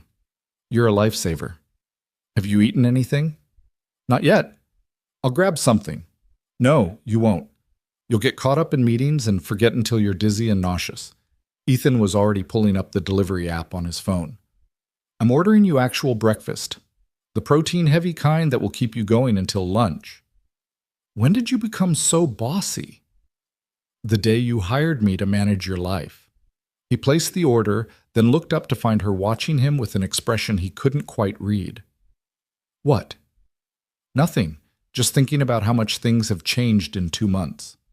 She leaned against his desk, one hand pressed to her lower back. Patricia Warfield called me yesterday. Apparently we're the talk of the charity circuit. Ethan's jaw tightened. What did she say? Nothing explicit. Just a lot of pointed comments about how devoted you seem, how unusual it is for an executive assistant to be so personally involved in their boss's life. Alexandra's tone was light, but he could hear the concern underneath. She suggested I might want to be careful about appearances. Do you want me to maintain more distance? Be less... He struggled for the right word. Less whatever it is I'm being? God, no. The vehemence in her voice surprised them both. Ethan, you're the only person in my life right now who treats me like a human being instead of a chess piece or a business opportunity. I'm not giving that up because Patricia Warfield has too much time on her hands and not enough actual problems. But if it's causing issues for you, let me worry about that. You just keep doing what you're doing. She straightened with a wince. Speaking of which, what's on the agenda today? They fell into their morning routine, reviewing meetings, prioritizing emails, discussing strategy for the day ahead. But something had shifted since Saturday night, some invisible line that had been crossed without either of them explicitly acknowledging it.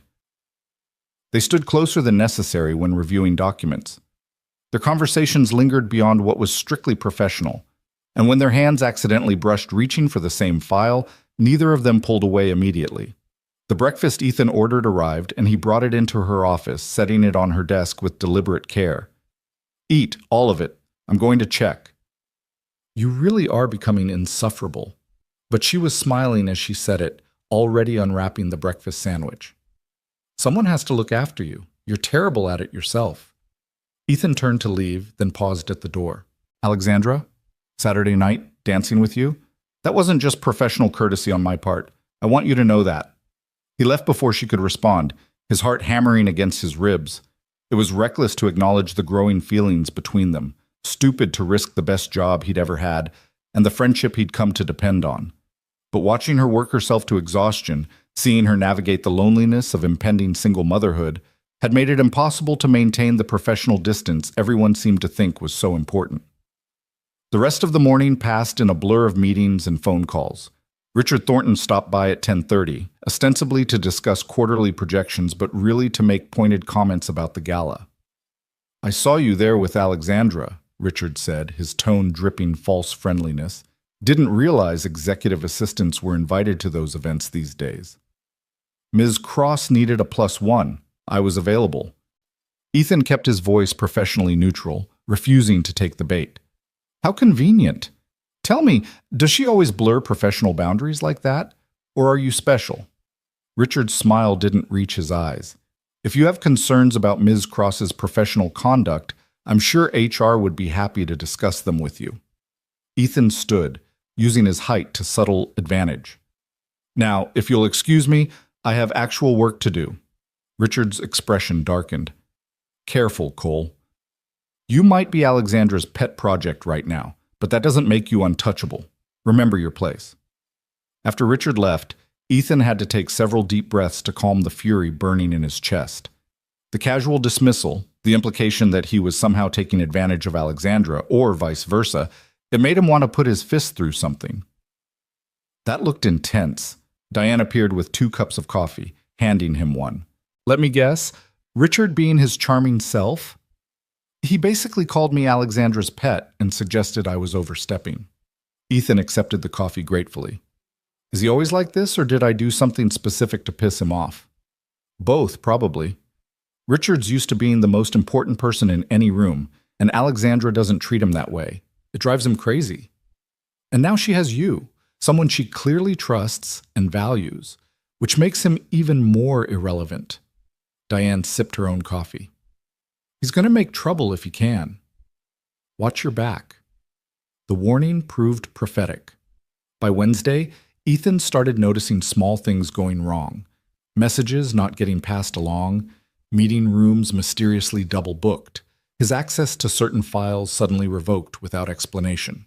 Nothing catastrophic, but enough to create friction and make him look incompetent.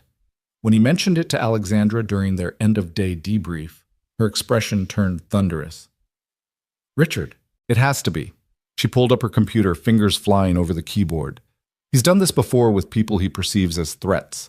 Small acts of sabotage designed to undermine confidence and create problems. Why would he see me as a threat? I'm just an assistant. You're not just anything, Ethan. You have influence with me, access to information, and you're not afraid to stand up to him. That makes you dangerous in his limited worldview. She made several rapid clicks, her jaw set in determined lines. I'm putting a stop to this. Now. Alexandra, please don't make this a bigger issue than it needs to be. I can handle— No. Her voice was firm, brooking no argument. I won't let him sabotage someone on my team because of his ego. This ends today. She picked up her phone and dialed Richard's extension, putting it on speaker. He answered on the second ring, his voice oozing false pleasantness. Alexandra, to what do I owe the pleasure? Cut the act, Richard. I know you've been interfering with Ethan's work access and creating problems for him. It stops now. There was a pause, then a laugh. I have no idea what you're talking about. Perhaps your assistant is simply having trouble adjusting to the demands of his position. Or perhaps you're threatened by someone who's more competent and professional than you've ever been. Alexandra's voice was ice.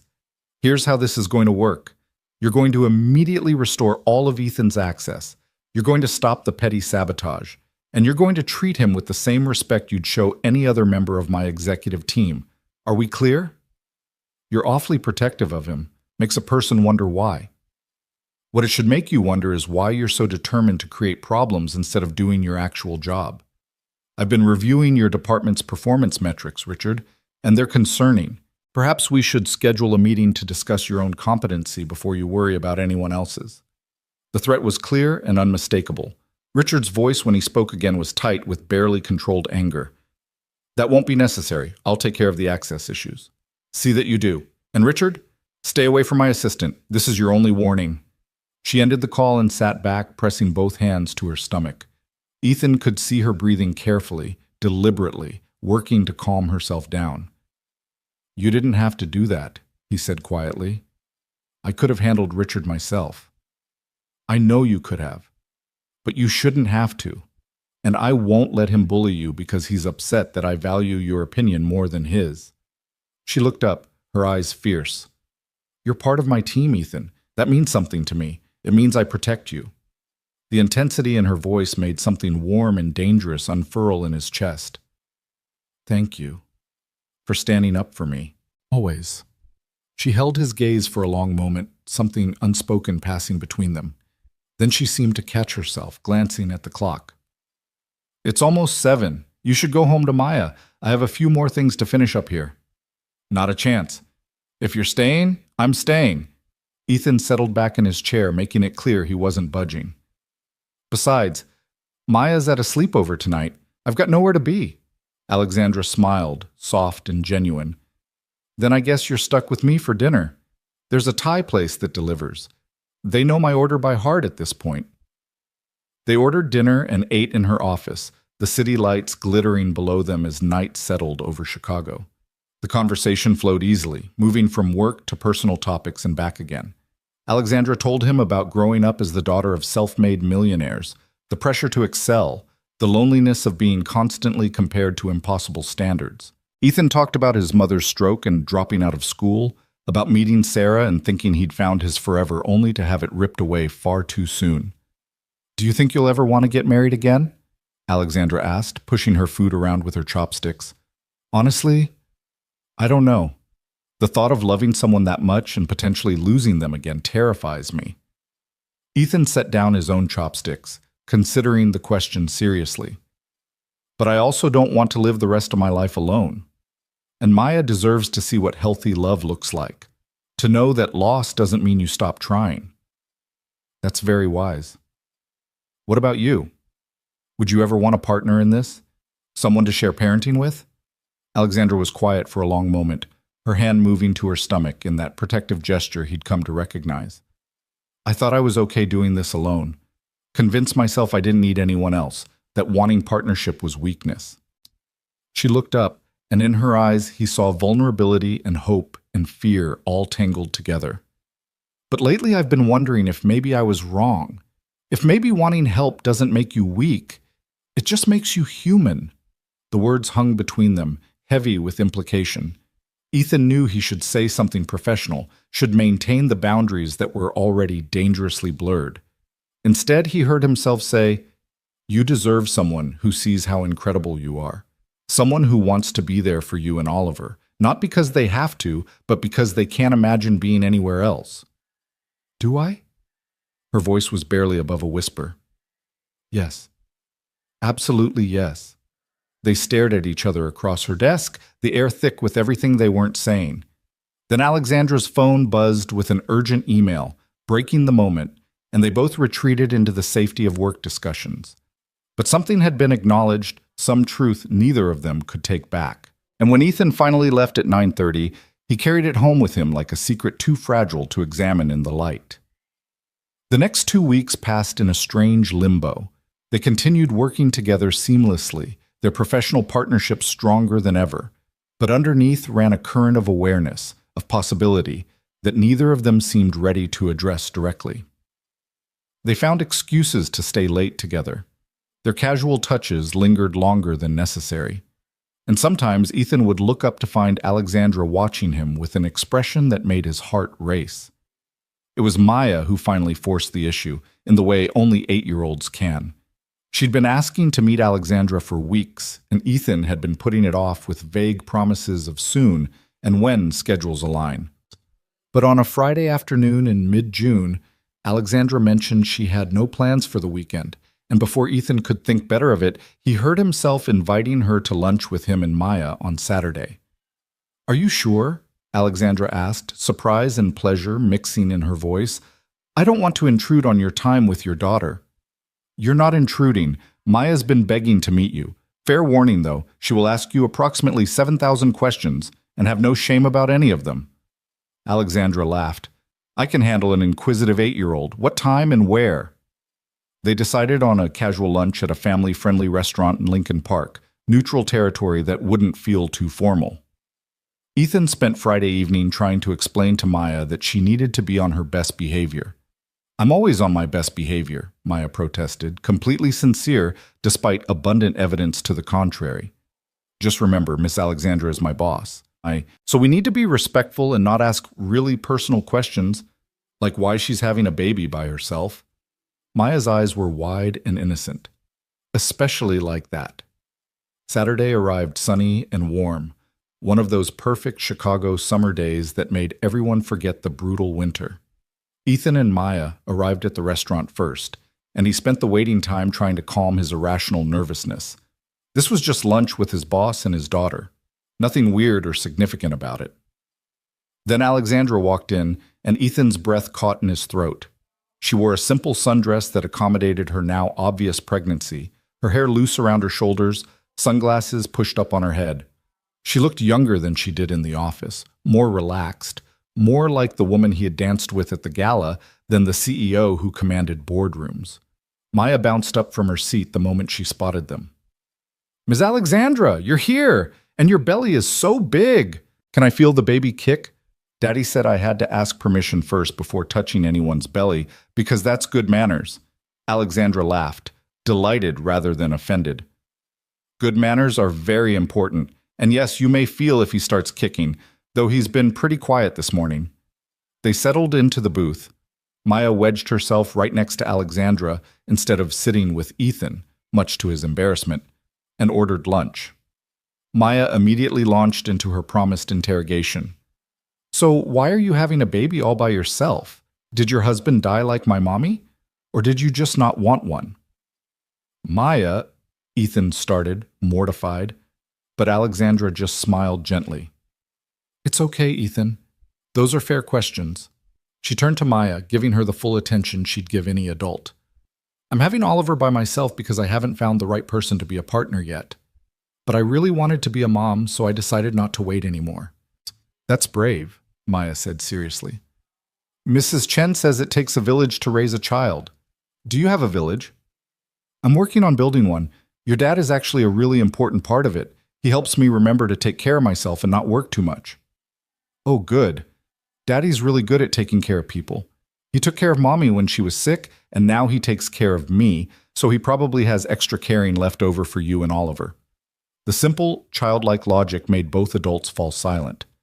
Ethan felt heat creeping up his neck, but when he glanced at Alexandra, she was looking at Maya with an expression of such tenderness it made his chest ache. You're very wise for 8 years old, Alexandra said softly. That's what Mrs. Chen says too. She says I have an old soul because of what happened with Mommy. Maya tilted her head, studying Alexandra with frank curiosity. Are you scared about having a baby? Terrified, Alexandra admitted. I want to be a good mom, but I don't know if I'll be able to do it right. Daddy says being a good parent is just loving your kid and showing up even when you're tired or sad or don't know what you're doing. He says Mommy told him that before she died. Maya reached out and patted Alexandra's hand with solemn reassurance. I think you'll be a good mom. You have kind eyes. Ethan watched his daughter, this small, fierce, heartbreakingly perceptive child, offer comfort to a woman she'd just met, and felt something shift in his chest. This was what family looked like. Not perfect or traditional, but real and messy and full of unexpected connections. The rest of lunch passed in easy conversation. Maya asked about running a company and whether Alexandra got to boss people around all day. Alexandra asked about Maya's favorite subjects in school and what she wanted to be when she grew up. And through it all, Ethan watched them connect, watched Maya work her particular magic of making everyone feel seen and valued. They were finishing dessert, ice cream sundaes that Maya insisted everyone needed, when Oliver apparently decided to make his presence known. Alexandra gasped softly, her hand flying to her stomach. What's wrong? Ethan was half out of his seat before she could answer. Nothing wrong. He's just kicking. Hard. She smiled, pressing her hand to the side of her belly. He's very active today. Can I feel, please? Maya was vibrating with excitement. Alexandra took Maya's small hand and placed it on her stomach, and Ethan watched his daughter's face transform with wonder when she felt the movement beneath her palm. He's really in there. A whole person. Maya's eyes were huge. That's so cool. Does it hurt? Sometimes, but mostly it's just amazing. Alexandra's voice was soft, her gaze distant. It reminds me he's real, that I'm not doing this alone. You're not alone, Maya said with absolute certainty. You have Oliver, and you have Daddy, and now you have me too. We're your village. Alexandra's eyes filled with tears, and she blinked rapidly, trying to maintain composure. Thank you, Maya. That means more than you know. After lunch, they walked along the lakefront together, Maya running ahead to chase pigeons while Ethan and Alexandra followed at a slower pace. The summer sun beat down warm on their shoulders, and the lake sparkled like scattered diamonds. Your daughter is extraordinary, Alexandra said. Truly extraordinary. You should be very proud. I am, every single day. Ethan watched Maya leap over cracks in the sidewalk with exaggerated care. She's the best parts of Sarah and somehow none of the worst parts of me. I see a lot of you in her, the kindness, the emotional intelligence, the way she makes people feel valued. Alexandra glanced at him sidelong. She learned that somewhere. Sarah was the one who was good at that stuff. I'm just trying not to screw up her legacy. You're doing more than that, Ethan. You're raising an amazing human being. She stopped walking, turning to face him directly. The sun backlit her hair, turning it to gold at the edges, and Ethan had to resist the urge to reach out and tuck a loose strand behind her ear. Can I tell you something? Anything. These past 2 months working with you, getting to know you, it's been the best part of my pregnancy. Better than the ultrasounds or feeling him kick or any of the milestones I thought would define this experience. Her voice trembled slightly. You make me feel less alone. You and Maya both. And I know that's probably inappropriate to say to your boss, but I can't keep pretending we're just colleagues when I... She stopped abruptly, seeming to catch herself. But Ethan's heart was hammering so hard he could hear it in his ears. When you what? He asked quietly. When I care about you. More than I should. More than is wise. She looked away, out at the lake, her profile etched against the blue sky. I know all the reasons this is a terrible idea. The power dynamics, the professional complications, the fact that I'm pregnant with another man's child. Well, not a man I was involved with. But you know what I mean. But I can't help how I feel. Ethan took a careful breath, aware that what he said next would change everything. What if I feel the same way?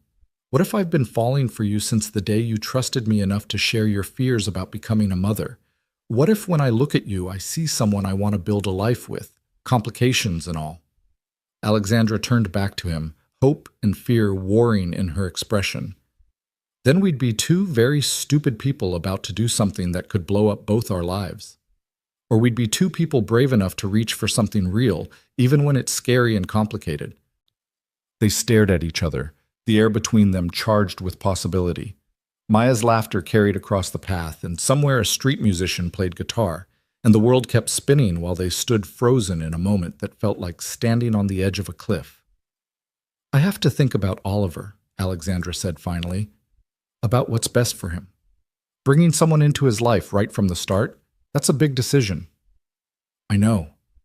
And I have to think about Maya, about modeling healthy relationships for her versus rushing into something because it feels good in the moment. Ethan stepped closer, not touching, but close enough that he could see the gold flecks in her eyes. But I also think that teaching our kids to be brave enough to choose love when it shows up, even when the timing isn't perfect, that's valuable too. Our kids. Alexandra repeated the words softly, testing them out. That sounds nice. Scary, but nice. Everything worthwhile is scary. Doesn't mean it's not worth doing. Before either of them could say more, Maya came running back, breathless and grinning. There's an ice cream truck. Can we get ice cream? I know we just had dessert, but it's a special day and... She stopped, looking between them with sudden awareness. Are you guys okay? You look like you're having a serious talk. We're okay, sunshine. Actually, we're better than okay. Ethan held out his hand to his daughter, then offered his other to Alexandra. Come on, let's get that ice cream. Alexandra took his hand, her fingers slipping between his like they belonged there. And for the first time since Sarah died, Ethan felt the pieces of his life clicking into place in a pattern he hadn't known he was looking for. They walked toward the ice cream truck like that, the three of them hand in hand, connected by choice and hope and the tentative beginning of something that might become a family. Maya chattered about flavors and toppings, oblivious to the significance of the moment, while Alexandra and Ethan exchanged glances over her head that promised later conversations, deeper acknowledgments, the scary and exhilarating work of building something new from the rubble of their separate losses. It wasn't perfect. The complications were real and substantial, but standing there in the June sunshine with Maya between them and Oliver kicking against Alexandra's palm where it rested on her belly, Ethan thought maybe perfect was overrated anyway. Maybe what mattered was showing up, being brave, and trusting that love could build bridges across even the most complicated circumstances. Maybe that rainy morning when he'd stopped to help a stranger hadn't just saved a life. It had started one, his own life, finally moving forward instead of just surviving. And as they stood in line for ice cream, arguing good-naturedly about whether chocolate or vanilla was superior, Ethan allowed himself to hope that this was just the beginning of their story, not the end. The weeks following their day at the lake brought a shift so subtle that if asked to pinpoint exactly when everything changed, Ethan wouldn't have been able to name a specific moment. It was more like watching ice melt, imperceptible, until suddenly the landscape was completely transformed. They didn't tell anyone at work about the evolution of their relationship. There was nothing official to tell anyway, just a growing intimacy that lived in the spaces between professional interactions. A hand lingering on a shoulder during a difficult phone call, coffee appearing on desks without being asked for, late nights at the office that ended with quiet conversations about hopes and fears, and the peculiar terror of trying to build something new while carrying the weight of past losses. Alexandra was now 34 weeks pregnant, and the physical toll was becoming impossible to hide. She moved more slowly, tired more easily, and had started working from home 2 days a week on Ethan's insistence. He'd blocked out time on her calendar for rest, scheduled her meetings to avoid the worst of rush hour traffic, and generally made it his mission to ensure she made it to her due date without collapsing from exhaustion. "You're hovering," she told him one afternoon in early July, but there was affection in her voice rather than irritation. "I'm attentively present," he corrected, setting down a plate of fruit and crackers he'd assembled from the executive break room. "There's a difference." "Is there?" "Because it feels a lot like you're treating me like I'm made of glass." "Not glass, just extremely precious cargo that I'd prefer remained intact until Oliver makes his appearance."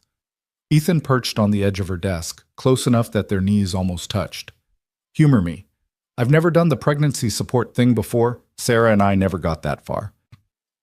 The mention of Sarah made Alexandra's expression soften. She reached out and took his hand, threading their fingers together in a gesture that had become natural over the past weeks. "You would have been wonderful with her, just like you are with me." "I'm trying. Some days I feel like I'm doing everything wrong." "Welcome to parenthood. That feeling never goes away, apparently." She squeezed his hand.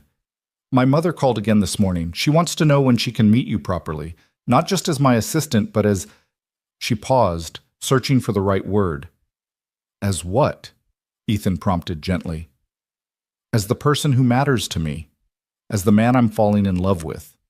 The words came out rushed, like she'd been holding them back and they'd finally escaped despite her best efforts.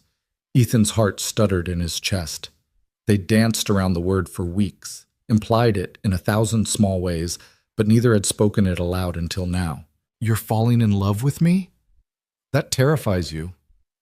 It wasn't a question. She could read it in his face. "It doesn't terrify me." "Well, it does, but not for the reasons you think." He shifted closer, using his free hand to cup her face gently. "I'm terrified because I'm falling in love with you too, and I don't want to screw this up. I don't want to be another person who lets you down or can't handle the complexity of your life. You deserve someone who's all in, who's ready for everything that comes with you and Oliver." "Are you saying you're not ready?" "I'm saying I've never been more ready for anything in my life, and that absolutely terrifies me." He stroked his thumb across her cheekbone, marveling at the fact that he was allowed to touch her like this. "I love you, Alexandra. I love your strength and your vulnerability and the way you pretend to be invincible when you're actually just as scared as the rest of us. I love that you're building this company and growing this baby and somehow managing to make me feel like I matter in the middle of all of it." Tears spilled down her cheeks, and she laughed wetly. "You're not supposed to make a pregnant woman cry. It's considered poor form." "Sorry, want me to take it back?" "Don't you dare." She pulled him down into a kiss that tasted like salt and promise, and the beginning of something neither of them had thought they'd find again. When they finally broke apart, both breathing harder than they should be from a simple kiss, Alexandra rested her forehead against his. "So what do we do now? Where do we go from here?" "I think we tell people the truth, that we care about each other, that we're trying to figure out what this looks like." Ethan pulled back enough to meet her eyes. "And we take it slow, for Maya and Oliver's sake. No rushing into anything just because it feels good." "That's very mature and responsible of you." "One of us has to be. You're the one who just declared her feelings in the middle of a work day." "Fair point." She glanced at her computer screen where emails were piling up unread. "I should get back to work. The Tokyo merger won't negotiate itself." "Go home, Alexandra. Work from there this afternoon. You're exhausted, and pushing yourself isn't going to help anyone." When she opened her mouth to argue, he cut her off. "That's not a suggestion from someone who cares about you. That's a directive from your executive assistant who's looking at your schedule and seeing that you've been in meetings for 6 straight hours and still have a conference call at 4 that's going to run long." "When did you get so bossy?" "When I fell in love with someone who doesn't know when to stop." He kissed her forehead, quick and chaste. "Go home. Rest. I'll handle things here and call you if anything urgent comes up." She went, but not without grumbling about overprotective men and unnecessary coddling. Ethan watched her leave with a mixture of affection and concern. She was running herself ragged trying to prove she could do everything, run the company, grow a baby, maintain her independence, and he was terrified she'd push herself too far and something would break. The something broke 3 days later. Ethan was at home on a rare evening off, helping Maya with a science project about the solar system, when his phone rang with Alexandra's number. He answered immediately, already feeling dread coil in his stomach. Ethan. Her voice was tight with barely controlled panic. I need you. I'm at Northwestern Memorial. Something's wrong. He was on his feet before she finished speaking. What happened? Is Oliver at... I don't know. There's blood and cramping, and the doctors are running tests, but I'm only 36 weeks. It's too early, and I can't... Her voice broke. I can't do this alone. I know it's asking too much, but I'm coming. Right now. I'll be there in 20 minutes. He was already grabbing his keys, his mind racing. Maya's here, but I can call Mrs. Chen. Bring her, please. I don't want you to have to choose. He made it to the hospital in 15 minutes, breaking probably a dozen traffic laws in the process. Maya was silent in the back seat, her small face pinched with worry. She'd heard enough of the phone call to understand something was very wrong. They found Alexandra in a private room in labor and delivery, hooked up to monitors that beeped rhythmically. She looked small and frightened in the hospital bed, so different from the confident CEO who commanded boardrooms. When she saw them, relief flooded her face. You came. Of course I came. Ethan moved to her bedside immediately, taking her hand. It was cold and trembling. What are the doctors saying? Placental abruption. Not severe yet, but it could get worse quickly. They're monitoring me and Oliver, and if things deteriorate, they'll have to do an emergency C-section. Her grip on his hand was painfully tight. I'm so scared, Ethan. He's too early. What if something goes wrong? Maya, who'd been hovering uncertainly by the door, suddenly climbed up onto the bed and wrapped her small arms around Alexandra's neck. It's going to be okay. The doctors here are really good. They took care of my mommy lots of times, and Oliver is strong, I can tell. Alexandra clutched Maya like a lifeline, and Ethan watched his daughter offer comfort with a maturity that made his chest ache. This child who'd lost her own mother was sitting here reassuring another scared parent, giving freely of the empathy and strength she'd learned through her own grief. She's right, Ethan said quietly. Oliver is strong, and so are you. We're going to get through this together. Together. Alexandra repeated the word like a prayer. The hours that followed were a study in waiting and worry. Doctors came and went, checking monitors and asking questions. The situation remained stable but precarious. The abruption wasn't getting worse, but it also wasn't resolving. Oliver's heartbeat stayed strong, but they were watching carefully for any signs of distress. Ethan stayed at Alexandra's side, leaving only to take Maya to the cafeteria for dinner or to the bathroom. She refused to go home even when he suggested it, insisting that they needed to stay with Alexandra because she was family, and that's what families did. Around midnight, Maya finally fell asleep in the recliner chair, curled up under a blanket a kind nurse had provided. Alexandra watched her sleep with an expression of such tenderness it made Ethan's heart hurt. She's incredible, Alexandra whispered. You've raised an incredible human being. She likes you, a lot. She told me last week that she thinks you should be her new mom. Ethan said it lightly, but he was watching her face carefully. That's a big responsibility. What if I'm not good at it? What if I can't be what she needs? What if you can? What if you're exactly what both my kids need? He'd said it without thinking, and the word hung between them. Kids, plural, already claiming Oliver as his own. Your kids. Alexandra's voice was thick with emotion. You mean that? I love you. That means I love Oliver too. He's part of you, which makes him part of my life, if you'll let him be. Ethan stroked his thumb across her knuckles. I know it's fast. I know it's complicated, but I don't want to pretend anymore that I'm not invested in both of you. Before Alexandra could respond, an alarm started beeping on one of the monitors. Within seconds, medical staff flooded the room, all calm efficiency and medical terminology Ethan couldn't follow. He caught enough to understand that Oliver's heart rate had dropped, that the abruption was getting worse, that they needed to do an emergency C-section now. Ethan! Alexandra's eyes were wild with fear as they started wheeling her bed toward the operating room. I'm here. I'm right here. He walked alongside the bed, maintaining contact with her hand. You're going to be fine. Oliver's going to be fine. If something happens to me, nothing is going to happen to you. But if it does, promise me you'll tell Oliver about me. Tell him I wanted him so much, that choosing him was the best decision I ever made. Tears streamed down her face. "And tell Maya thank you for sharing her dad with us. You're going to tell them both yourself because you're going to be fine." But Ethan's voice cracked on the last word. They reached the doors to the surgical suite, and a nurse stopped him gently. "I'm sorry, sir, but you can't go beyond this point. We'll update you as soon as we can." "She doesn't have anyone else here. Please."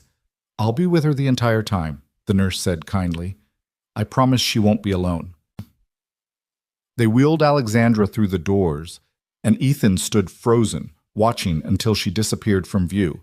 Then his legs gave out and he slid down the wall to sit on the floor, his head in his hands. This was his worst nightmare. Losing someone he loved in a hospital, being powerless to protect them, having to wait while doctors decided whether his world would shatter. He'd been here before with Sarah, had lived through this exact hell, and the fact that he was here again felt like some kind of cosmic joke. "Daddy?" Maya's small voice came from down the hall. She must have woken up and found him gone. "Where's Mrs. Alexandra?" "She's in surgery, Sunshine. The doctors have to deliver Oliver now because they're worried about both of them." He pulled Maya into his lap, needing her solid warmth to anchor him. "We have to wait." "Is she going to die like Mommy?" The blunt question felt like a knife to the chest. No, Sunshine. She's going to be fine. The doctors here are very good, and she's strong, and—" His voice broke and he couldn't finish.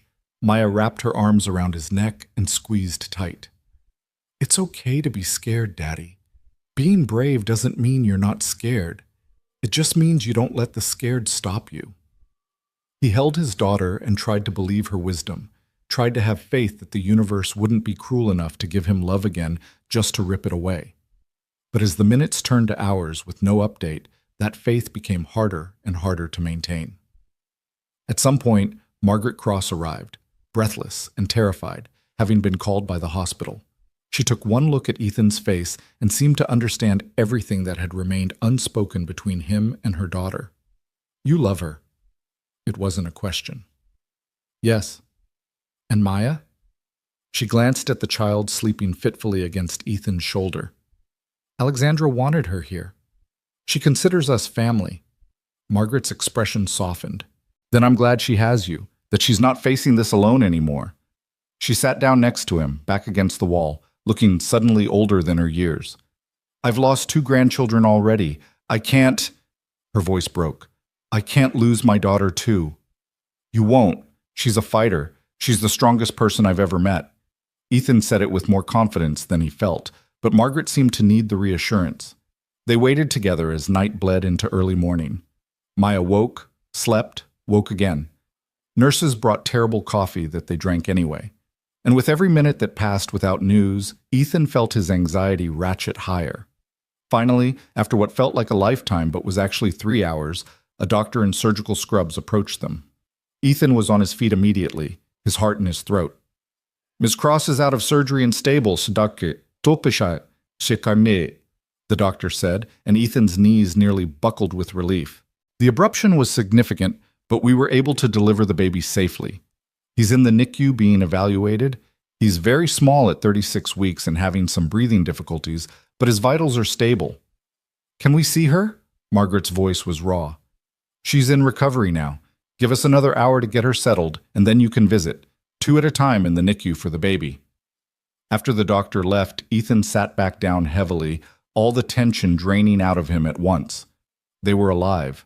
Both of them were alive. The relief was so intense it physically hurt.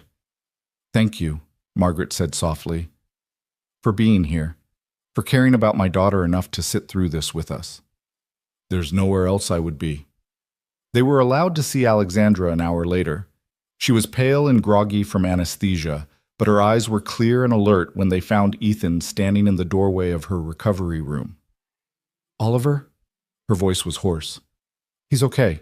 Small, having some trouble breathing, but the doctor said his vitals are stable. They have him in the NICU." Ethan moved to her bedside, taking her hand carefully. "You scared the hell out of me." "I scared myself." She tried to smile, but it came out shaky.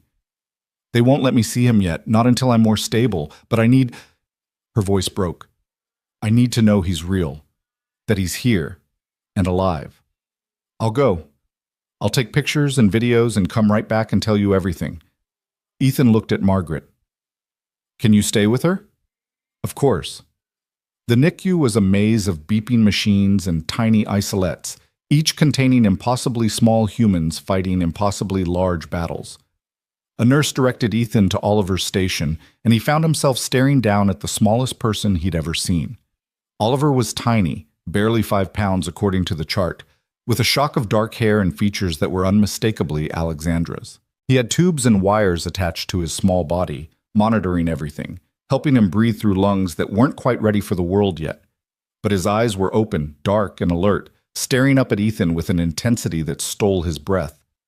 "Hi, Oliver," Ethan whispered. "I'm Ethan. He paused, unsure how to finish that sentence. "I'm here because your mom is the bravest person I know, and she fought really hard to get you here safely, and I promised her I'd check on you and tell you that she loves you more than anything." Oliver's tiny hand flexed, fingers spreading and closing. Without thinking, Ethan reached into the isolette carefully, so carefully, and let Oliver's hand wrap around his finger. The grip was surprisingly strong for someone so small. "You're a fighter too, I see." "That's good. You're going to need that." Ethan's voice was thick with emotion. "Your mom is worried about you, so you need to keep fighting, okay? Keep breathing, keep getting stronger because she needs you. We all need you." He took photos and a short video, documenting Oliver's perfectly formed features and the steady rise and fall of his small chest. Then he reluctantly extracted his finger from that tiny grip and headed back to Alexandra's room. She was more alert when he returned, sitting up slightly in bed with Margaret hovering nearby. Her eyes locked on his phone the moment he walked in. "Show me. Please show me my baby." Ethan pulled up the photos and videos and watched Alexandra's face transform as she saw her son for the first time. Tears streamed freely down her face, and Margaret was crying too, relief and joy and fear all tangled together. "He's perfect," Alexandra whispered. "He's so perfect and tiny. And—" She looked up at Ethan. "You met him. What's he like?" "Strong, alert. He grabbed my finger and wouldn't let go." Ethan sat on the edge of her bed carefully. "He has your eyes and your stubborn determination. I told him to keep fighting because his mom needs him." "What did you tell him you were when you introduced yourself?" There was vulnerability in the question, a need to know how Ethan saw himself in their lives. "I told him I was there because you're the bravest person I know. I didn't want to presume." "Presume." Alexandra reached for his hand. "Please presume. I want you to be part of his life, Ethan. Not as my assistant or my friend, but as someone who matters. Someone who chooses to be here even when it's hard. I'm not going anywhere. You're stuck with me now." He squeezed her hand gently. "Both of you are stuck with me." Margaret cleared her throat delicately. "I'm going to get some coffee and check on Maya. Give you two a moment." She kissed Alexandra's forehead. "I'm so glad you're okay, darling."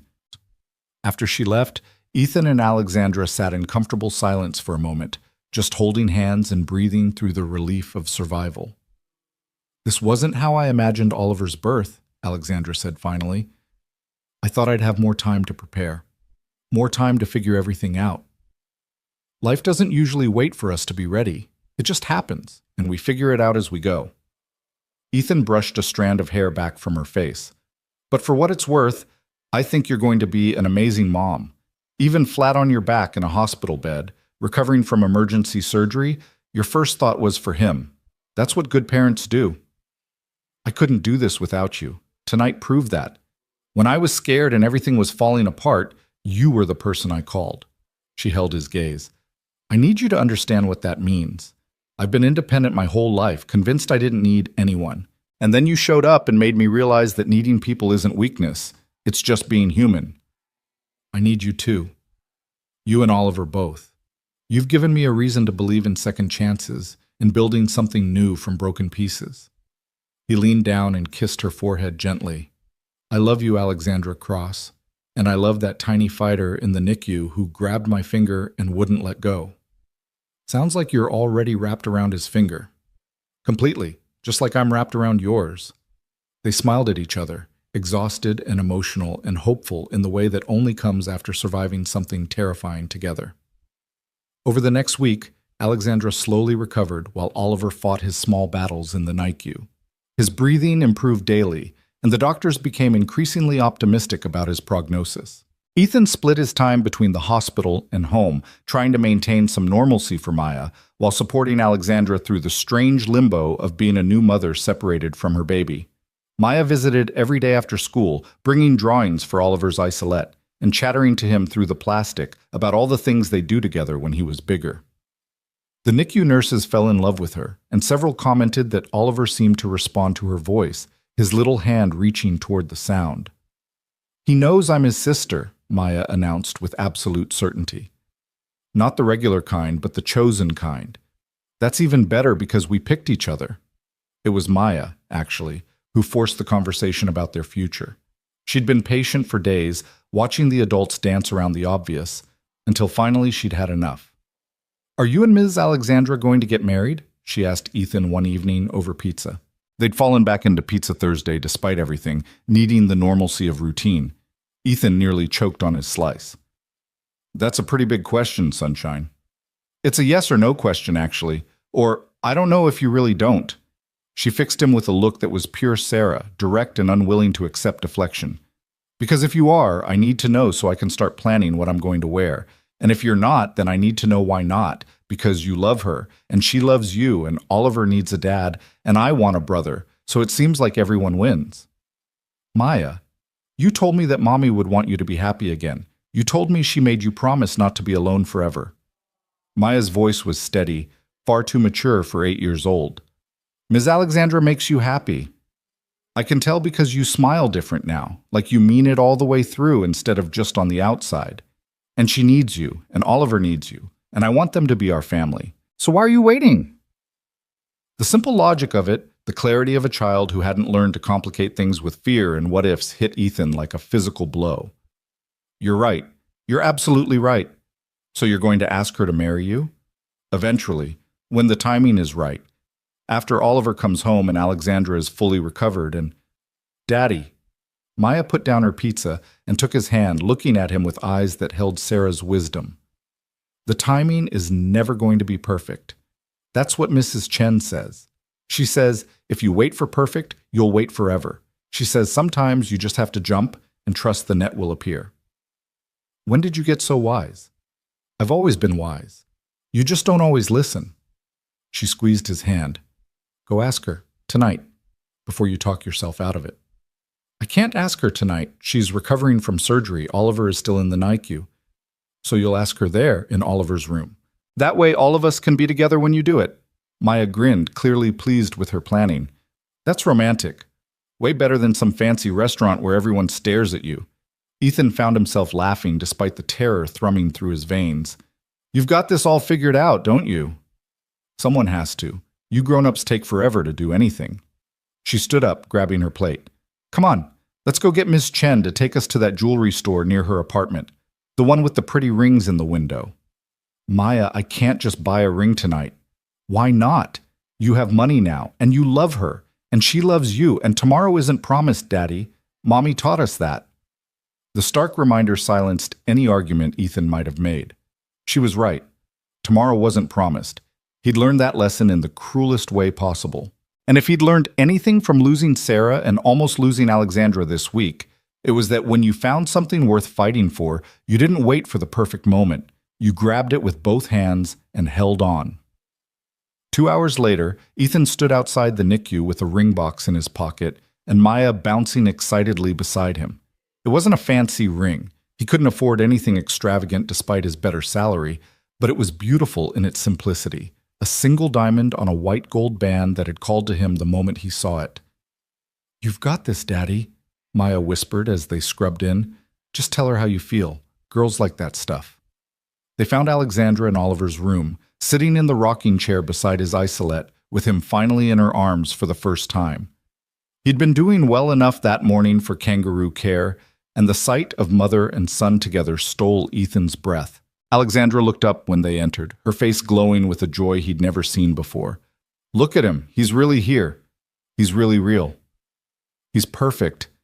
Ethan moved closer, struck by how natural Alexandra looked as a mother, how right it all felt.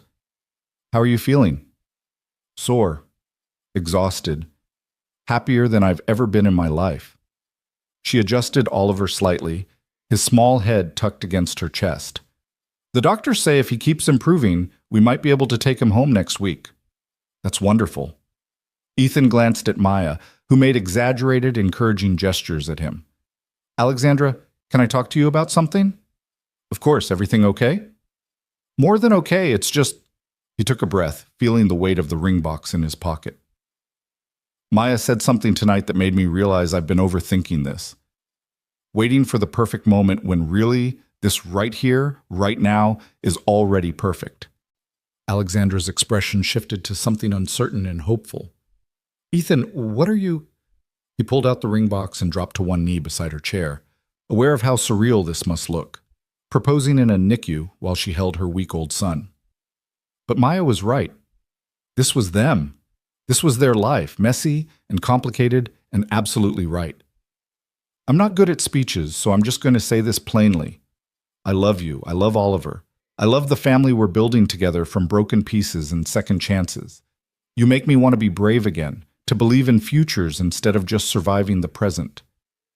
His voice cracked with emotion. Will you marry me? Will you let me be Oliver's father and Maya's mother and build this beautiful, complicated, imperfect life together? Tears streamed down Alexandra's face as she looked from the ring to Oliver to Maya, who was crying too, and back to Ethan. Yes. God, yes. I can't think of anything I want more. Ethan slipped the ring on her finger with shaking hands, then leaned up to kiss her carefully, mindful of Oliver between them. Maya threw her arms around both of them, and for a moment they stayed like that, the four of them wrapped in an embrace that felt like coming home. We're a family now, Maya announced to Oliver, who blinked up at all of them with those alert dark eyes. You and me and Daddy and your mom, the best kind of family because we all chose each other. And she was right. That was exactly what they were. The months that followed were a blur of adjustment and joy, and the particular chaos that comes with blending lives and families. Oliver came home from the hospital after 2 weeks, small but thriving, and Maya appointed herself his personal protector and entertainment director. Alexandra's recovery was slower than she wanted, but Ethan enforced rest periods and meal times with the same determination he'd shown as her assistant.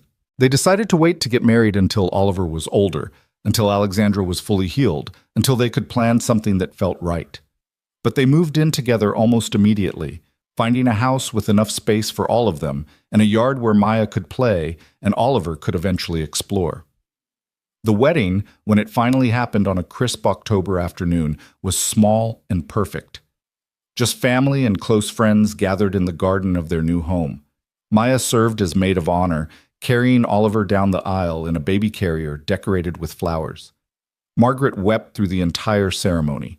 And when Ethan and Alexandra exchanged vows, promising to honor the past while building toward the future, there wasn't a dry eye in attendance. I promise to love you through the hard days and the beautiful ones, Ethan said, his voice steady despite his emotion. I promise to be a father to Oliver, to raise him with the same love Sarah and I would have raised our children. I promise to be a partner to you in all things, to remind you to rest when you work too hard, and to always, always stop when someone needs help, even if it makes me late.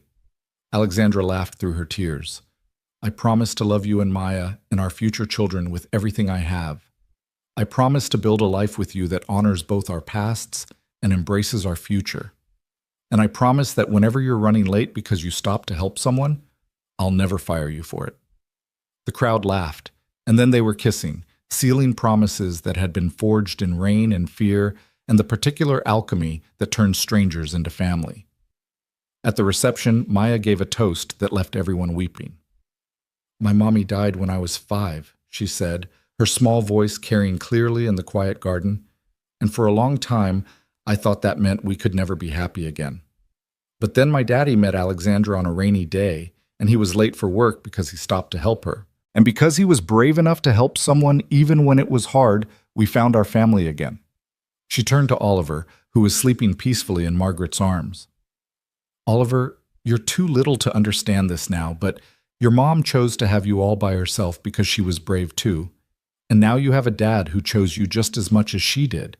And you have me, your big sister, who's going to teach you everything important like how to ride a bike and how to make daddy laugh when he's sad." Then she looked at Alexandra and Ethan, her eyes shining with tears and hope. "Mommy told Daddy before she died that she wanted him to be happy again. I think she would be really happy about this, about all of us. Because love doesn't end when people die. It just makes room for new love too." There wasn't a dry eye in the garden, and when Maya finished, Alexandra pulled her into a fierce hug, whispering something in her ear that made Maya nod and squeeze tighter.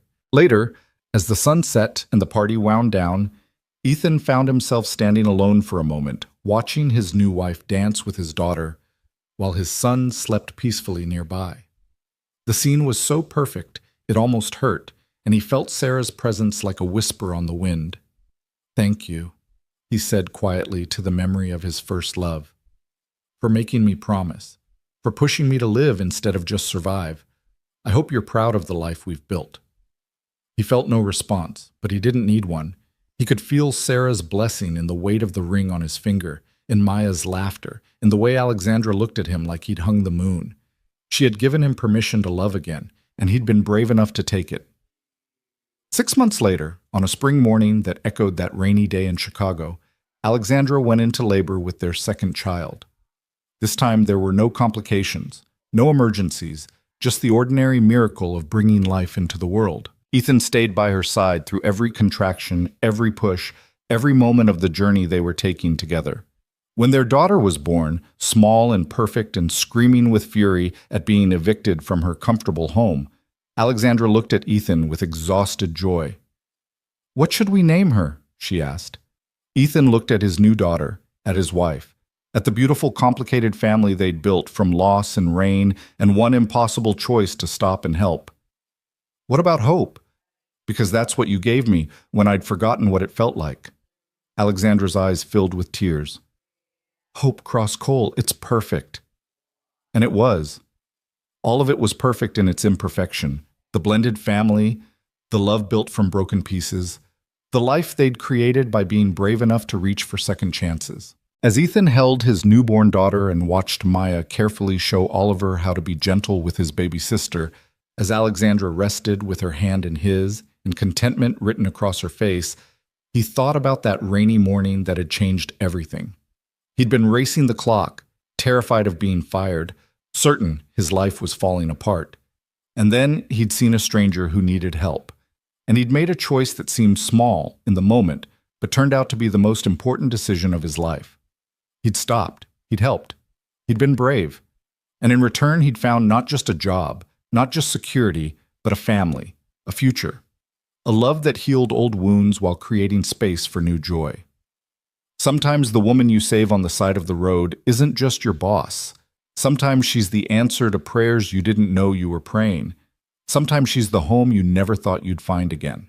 And sometimes, if you're very lucky and very brave, stopping to help a stranger in the rain becomes the first step toward a life more beautiful than any you could have imagined. That's exactly what happened to Ethan Cole on a rainy Tuesday morning in Chicago. He stopped. He helped. He loved. And it changed everything.